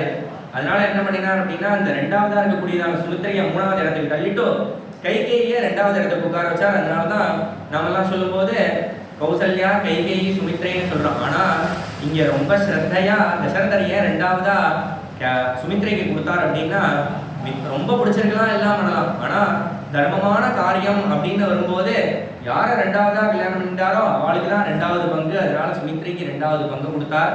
மிச்சம் இருக்கிற ஒரு கால் பாகம் இருக்க மிச்சம். ஏன்னா அரை பாகத்தை கௌசல்யக்கு முதலே கொடுத்துட்டார். ரெண்டாவது அறையில ஒரு பாதிய இவளுக்கு கொடுத்துட்டார் சுமித்ரைக்கு. இன்னும் ஒரு கால் பாகம் இருக்கு. அதை என்ன பண்ணினார் அப்படின்னா தசரதர் ரொம்ப ஸ்ரத்தையா அந்த கால்வாசியில ஒரு பாதியை பிரிச்சு கைகேயிக்கு கொடுத்தார். ஏன்னா அந்த வரிசை கிரமத்தை நினைவுபடுத்தலாம் அப்படின்னு. இந்த கால்வாசி அவளுக்கும் இந்த கால்வாசி அவளுக்கும் கொடுத்தா அந்த ஏற்ற இறக்கம் தெரியாது. அதனால அப்படி கொடுத்தார். அதே போல இன்னொரு காரணமும் ஏன் அப்படின்னா 4 குழந்தையா சுவாமி பிறக்கணும் அப்படின்னு இருக்கு. அதனாலதான் அதுல ஒரு பாகத்தை பிரிச்சு என்ன பண்ணினார் அப்படின்னா இன்னும் அந்த கால்வாசியிலே அரை பாகத்தை பிரிச்சு சுமித்ரைக்கு கடைசியாக கொடுத்தார். அந்த பாயசத்தை அவெல்லாம் ரொம்ப ஸ்ரத்தையோட இவர் எப்படி கொடுத்தாலோ அவளுடைய அந்த நிலையை அனுசரிச்சு அவெல்லாம் எடுத்துட்டு அந்த பாயசத்தை ஸ்வீகரிச்சுட்டு அதை பக்தியோட எடுத்துட்டா. அதனால என்னாச்சு அப்படின்னா அவளுக்கு காலத்துல கர்ப்பமானது உண்டாச்சு. இந்த நேரத்துல இங்க சுவாமியே அவதாரம் பண்ணக்கூடியதான இந்த காலத்துல பிரம்மா திருப்பி தேவசபையை கூட்டி என்ன பண்ணினார் அப்படின்னா ஒரு பெரிய மீட்டிங். என்னன்னா சுவாமி அவதாரம் பண்றேன்னு நம்மளுக்கு எல்லாம் ஒரு பெரிய அனுகிரகம் பண்ணி ஒரு பிரமாணம் பண்ணி அவர் அந்த சொல் தவறாம அவர் போய் கர்ப்பத்துல இருக்கார். நாம எல்லாம் என்ன பண்ணணும் அப்படின்னா சுவாமியே அவதாரம் பண்ண போறார் அப்படின்னா அந்த ராவணனை அழிக்கிறதுக்கு சுவாமி மனுஷனாக வரப்போறார். கிருஷ்ணாவதாரம் மாதிரி கிருஷ்ணாவதாரம் மனுஷாவதாரமாக இருந்தாலும் தன்னுடைய சக்தி சுவாமிக்கு தெரியும். தன்னுடைய மாயாமயமான சக்திகளை சுவாமி அங்கங்க பிரயோகம் பண்ணி காட்டியிருக்கார். ஆனா ராமர் அப்படி ஒரு சக்தியை காட்டவே போறதில்லை. அவர் மனுஷனாகவே இருக்க போறார். அதனால நாமெல்லாம் அவருக்கு உதவி பண்றதற்காக வானரர்களா நீங்க எல்லாம் போய் பிறங்கோ அப்படின்னு சொல்லி அவளெல்லாம் சொன்னார். நான் ஏற்கனவே பிரம்மா சொல்றார், நான் ஏற்கனவே என்னுடைய அம்சமாக ஜாம்பவான பிறக்க வச்சுட்டேன். அதனால நீங்க எல்லாம் உங்களுடைய அம்சங்களாக வானரர்களா போய் வானரர்களா போய் பிறங்கோ அப்படின்னு சொல்லி அனுகிரகம் பண்ணினார். உடனே இவாளெல்லாம் என்ன பண்ணினா கடன்னு நேர இந்திரன் வாலியாக வந்தான். அதே போல சூரியன் சுக்ரீவனாக வந்தான். ப்ரஹஸ்பதி தாரனாக வந்தான். குபேரன் கந்தமாதனன் அப்படின்னு சொல்லக்கூடியதான வானரனாக பிறந்தான். விஸ்வகர்மா நலனாக பிறந்தார். அதனாலதான் அந்த சேது பந்தனத்தப்போ நலன் சேது பந்தனம் பண்றார். அதே போல அக்னி நீலனாக பிறந்தார். அஸ்வினி தேவர்கள் 2 பேர் அவெல்லாம் மைந்தன் விவிதன் அப்படின்னு சொல்லக்கூடியதான 2 வானரர்களாக பிறந்தார். வருணன் சுஷேனன் அப்படின்னு சொல்லக்கூடியதான ஒரு வானராக பிறந்தார். பர்ஜன்யன் அப்படின்னு சொல்லக்கூடியதான அந்த மழைக்கு அதிபதி சரபன் அப்படின்னு சொல்லக்கூடியதான ஒரு வானராக பிறந்தார். வாயு பகவான் சாட்சாத் தன்னுடைய சக்தியினால ஆஞ்சநேயராக பிறந்தார். இப்படி வானரர்கள் தேவர்கள் எல்லாம் வானரர்களாக பிறந்தார். அப்படி இவெல்லாம் பிறந்தார். இதே நேரத்துல இந்த இடத்த சொல்லும்போது அந்த நான் முன்னாடி சொன்னேனே தர்மபரமாக வியாக்கியானம் எழுதினாரே அந்த திரம்பகராய மகி அவருடைய வியாக்கியானத்துல சொல்லும்போது முதல்ல சொன்னார் தேவர்கள் தான் எல்லாரையும் உயர்ந்ததான பிறவி. அவளுக்கு மனுஷர்களாக பிறக்கிறதே பிடிக்காது. ஏன்னா அந்த மனுஷனாக பிறந்தா பாபம் பண்றதற்கு இடம் இருக்கும், புண்ணியம் பண்ண முடியும் அப்படின்னாலும் பாபத்திற்கு இடம் இருக்கும், இன்னும் தப்பு பண்ணிட்டே இருக்கிறதுக்கு உண்டான நிலைகள் தான் இருக்கு. ஆனா தேவர்களா பிறந்தாலும் அந்த நிலை எதுவும் இல்லாம தப்பு பண்ணினாலும் கூட எல்லாரும் என்ன பண்ணோம் அப்படின்னா தேவர்கள்லாம் மகர்ஷிகள்லாம் சாபம் கொடுக்கும்போது நீ மனுஷனா போ அப்படின்னா சாபம் கொடுப்பா. அவளுக்கு தன்னிலை இறங்கி வரதே பிடிக்காதான். அதனாலதான் மனுஷனா பிறக்கிறது தேவர்களுக்கு பிடிக்காது. ஆனாலும் கூட அவெல்லாம் இங்கேயே இறங்கி வந்தா அப்படின்னா சுவாமியே தர்மமாக ராவணனை அழிக்க போறார். அந்த தர்ம காரியத்திற்கு நாம் எல்லாம் ஒத்தாசை பண்ணணும் அப்படின்னு தன்னுடைய நிலையை இறக்கிட்டு தேவர்கள்லாம் வானரர்களாக பிறந்து சுவாமிக்கு ஒத்தாசை பண்றார். இப்படி ராமருடைய அவதாரமானது ஏற்பட போறது. அதற்கு முன்னாடி தேவர்கள்லாம் அவதாரம் பண்ணிட்டா. இப்படி இந்த கிருது முடிஞ்சது, யஜ்ஞம் புத்திரகாமேஷ்டி அப்படிங்கிற யாகம் முடிஞ்சது. முடிஞ்ச உடனே பாயசத்தை வாங்கிட்டு தசரதர் எல்லா பத்னிகளுக்கும் கொடுத்தார். முடிஞ்சு 6 ரித்துக்கள். ஒரு ரித்து அப்படிங்கிறது 2 மாசம், 6 ரித்து அப்படிங்கிறது 12 மாசம். இந்த யாகமானது முன்னாடி நடந்த வசந்த காலம் அப்படின்னு சொல்லக்கூடியதான சித்திரை மாசத்துல, பங்குனி சித்திரையில தான் இந்த யாகம் நடந்திருக்கு. அதே போல அடுத்த பங்குனி சித்திரை வந்தது. ततो यज्ञे समाप्ते तु ऋतूनां षट् समप्ययुः ततश्च द्वादशे मासे चैत्रे नावमिके तिथौ. ஒரு 12 மாச காலம் முடிஞ்சது. அதுல 6 ரித்துக்கள் ஓடிட்டு அடுத்ததான வசந்த ரித்துக்கள் வந்தது. தேவர்களெல்லாம் சுவாமிய வசந்த ரித்து அப்படிங்கிறது தான் எல்லா புஷ்பங்களும் திருப்பி நன்றாக அதெல்லாம் இலைகள்லாம் உதிர்ந்து திருப்பி பூத்து அதெல்லாம் சுவாமியினுடைய வரவுக்காகவே காத்துருக்கிற மாதிரி புஷ்பங்கள்லாம் பூத்துட்டு இருக்கிற காலத்துல சுவாமி அவதாரம் பண்ணினார்.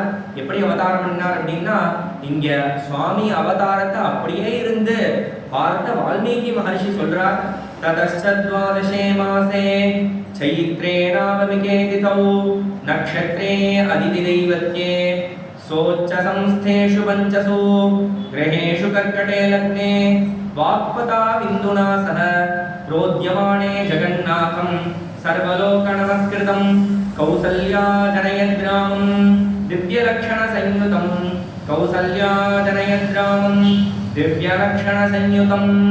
12 மாசங்கள் முடிஞ்சு அடுத்த சித்திர மாசம் சைத்திர மாசம் அப்படின்னா நாமெல்லாம் சித்திரை மாசம் அப்படின்னு நினைச்சிட்டு இருப்போம். ஆனா இங்க சைத்திரம் அப்படிங்கிறதுக்கு பங்குனி மாசத்தினுடைய கிருஷ்ண அமாவாசையிலிருந்து சித்திர மாச அமாவாசை வரைக்கும், சித்திர மாசம் அமாவாசை வரைக்கும் சைத்திர மாசம் அப்படின்னு பேரு. அந்த மாசத்துல சுவாமி நவமி திதியில புனர்வசு நட்சத்திரம் அதிதி தேவதையாக இருக்கக்கூடியதான அந்த நட்சத்திரத்துல 5 கிரகங்கள் தன்னுடைய ஒரு கிரகங்களுக்கு இன்னென்ன ராசி அப்படின்னு இருக்கு. அதுல 5 கிரகங்கள் உச்சஸ்தானத்துல தன்னுடைய பலம் பொருந்தியவர்களாக இருக்கக்கூடியதான வேளையில சுவாமி கர்க்கடக லக்னத்துல கர்க்கடக ராசியில புனர்வசு நட்சத்திரத்துல சுவாமி சந்திரனும் குருவும் கூடியிருக்கக்கூடியதான நல்ல யோகத்துல இப்படி எல்லாமே ஒன்று கூடின யோகத்துல சுவாமி பிறக்கிறார். எப்படி அப்படின்னா கௌசல்யா ஜனயத்ராமம் दिव्यलक्षण संयुतं विष्णोरर्धं महाभागं पुत्रं ऐक्ष्वाकुनन्दनं. பகவான் சாட்சாத் ஜெகநாதனா இருக்கக்கூடியதான நாராயணரே இங்க வந்து ராமராக கௌசல்யைக்கு அவதாரம் பண்றார். சுவாமி விஷ்ணோரர்த்தம் மகாபாகம் புத்திரம் ஐக்ஷ்வாகவர்தனம், இக்ஷ்வாகுனுடைய குலத்தை விருத்தி பண்றதற்காக ராமராக சுவாமி அவதாரம் பண்ணினார். அதை தொடர்ந்து அதே போல கௌசல்யா சுஷுபேனேன புத்ரேன அமித தேஜசா யதாவரேண தேவானாம் அதிதிர்வஜ்ரபாணினா. முன்னாடியே சொன்னார்.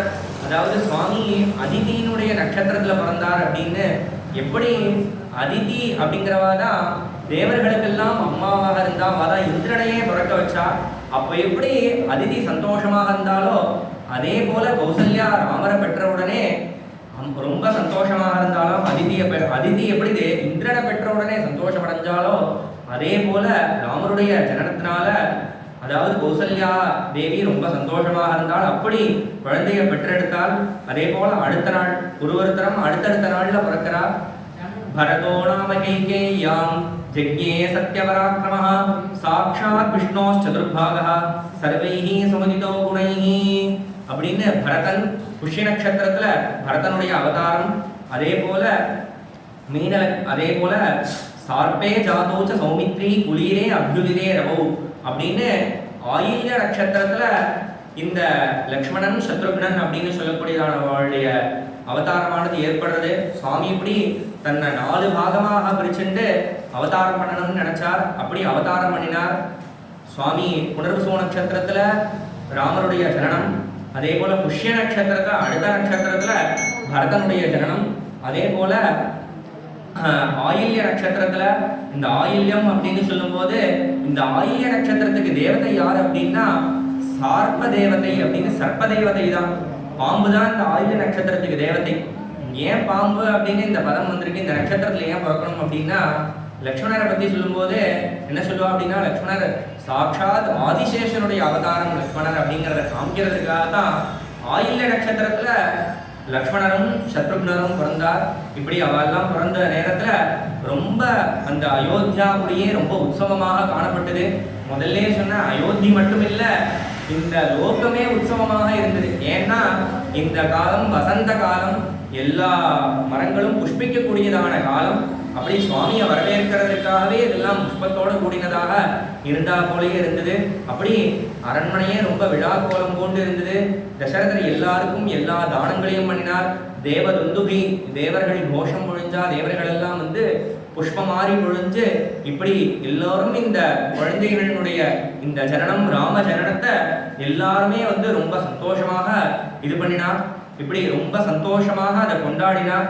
இந்த நேரத்தில் எப்படி இருந்தது அப்படின்னா, இந்த குழந்தை பிறந்து 11வது நாள் முடிஞ்சு 12வது நாள் இந்த குழந்தைக்கு நாமகரணம் அப்படிங்கிறதாக பண்ணினார். இந்த நாமகரணத்தோட பூர்த்தி பண்ணிக்கிறேன்.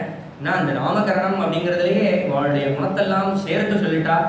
இந்த முதல் குழந்தைக்கு வசிஷ்டர் நாமகரணம் பண்றார். என்ன அப்படின்னா, ஜேஷ்டம் ராமம் மகாத்மானம் சத்ரு பரதம் கைகயி சுதம் அப்படின்னு ராம அப்படிங்கிற சப்தத்திற்கே ரமிக்கிறது. யோகிகள்லாம் எந்த ஒரு வஸ்துவில போய் ரமிப்பாலோ, மனத்தை எப்போதுமே செலுத்துவாளோ, அவெல்லாம் ஈடுபடுவாளோ, அப்படிப்பட்டதான அந்த அந்த பொருளுக்கு ராமன்னு பேரு. அதனால இந்த குழந்தைய பார்த்தாலே யோகிகள் எல்லாம் ரமிக்கிறார். அதனாலதான் பின்னாடி இதை முடிஞ்ச உடனேயே விஸ்வாமித்திரர் தசரதர்கிட்ட குழந்தைய கொடுன்னு கேட்பார். அப்போ கேட்கும்போது, இவன் யாருன்னு உனக்கு தெரியாது எனக்கு தெரியும் அப்படின்னு சொல்லுவார். ஏன்னா சாட்சாத் விஷ்ணு, இவன் குழந்தையா மனுஷனே மனுஷ குழந்தையும் நினைச்சிட்டு இருக்கான். ஆனா இவன் விஷ்ணுவே பிறந்திருக்கார் அப்படிங்கிறதுனாலதான் யோகிகள்லாம் ரமிக்கிறதுனால ராமன். அதனாலதான் கூட இன்னைக்குமே கூட பார்க்கலாம், இந்த ராம அப்படிங்கிற நாமத்தை தசரதருடைய குழந்தை விஷ்ணுவனுடைய அவதாரம் அப்படின்னு எடுத்துக்காம கூட சில பேர் என்ன பண்ணியிருக்கா அப்படின்னா, இந்த ராம அப்படிங்கிறதே ரமிக்க வைக்கிறது அப்படிங்கிறதுல அவெல்லாம் ஈடுபட்டு அவெல்லாம் மோட்சத்தை அடைஞ்சிருக்கா, அவளுக்கெல்லாம் ஞானம் ஏற்பட்டிருக்கு. நிறைய உதாரணங்கள் இருக்கு. அப்படி முதல் குழந்தைக்கு ராம அப்படின்னு ராமன்னு பேர் வச்சார். அதே போல பரதன் அப்படின்னு 2வது குழந்தைக்கு பேர் வச்சார்.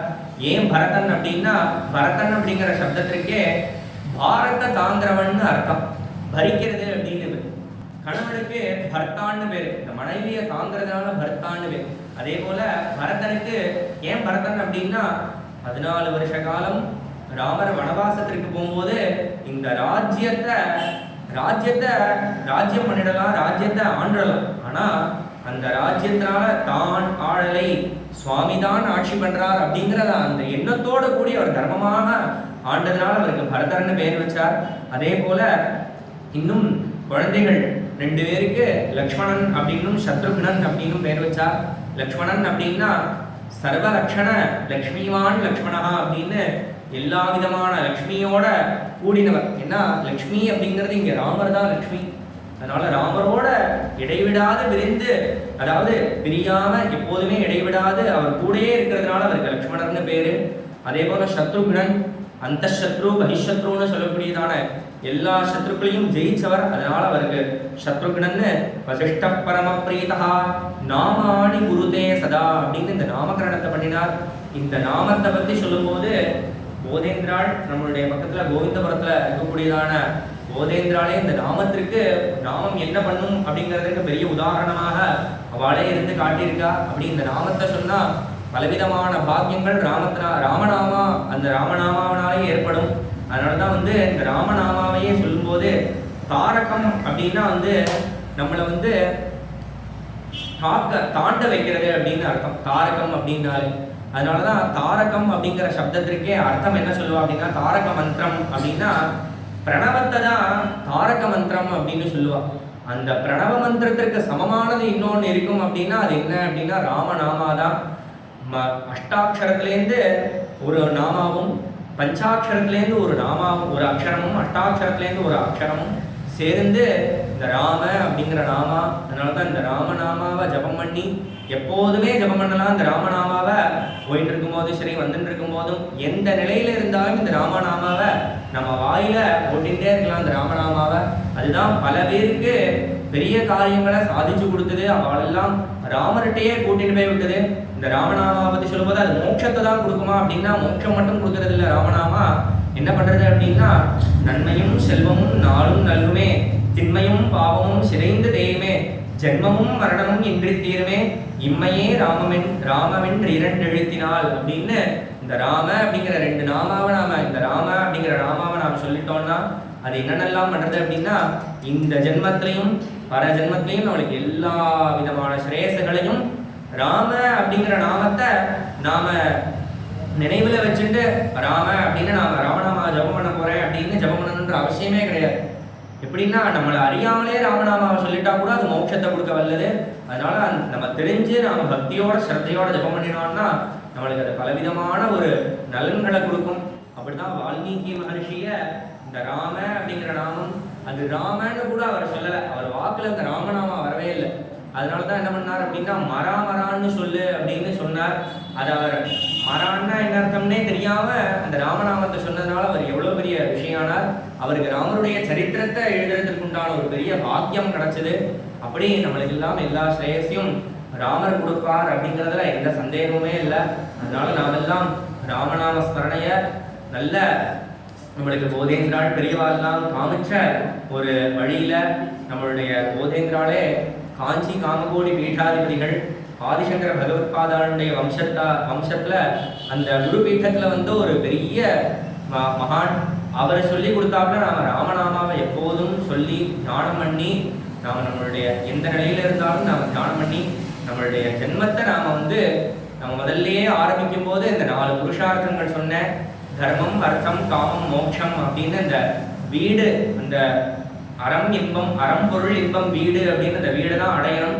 அதை இந்த ராமநாமா நம்மளுக்கு கொடுக்கும் அப்படிங்கிறது சந்தேகம் இல்லை. அதனால இந்த ராம பாதார விந்தங்கள்ல இந்த உபன்யாசத்தை அவர் பாதத்திலேயே சமர்ப்பணம் பண்ணி எல்லாரும் சௌக்கியமா இருக்கணும்னு பிரார்த்தனை பண்ணிக்கிறேன். ஸ்வஸ்தி பிரஜாப்யம் பரிபாலயந்தாம் நியாயேன மார்கேண மஹீம் மஹீஷாः கோப்ராஹ்மணேभ्यः शुभमस्तु नित्यं लोकाः समस्ताः सुखिनो भवन्तु.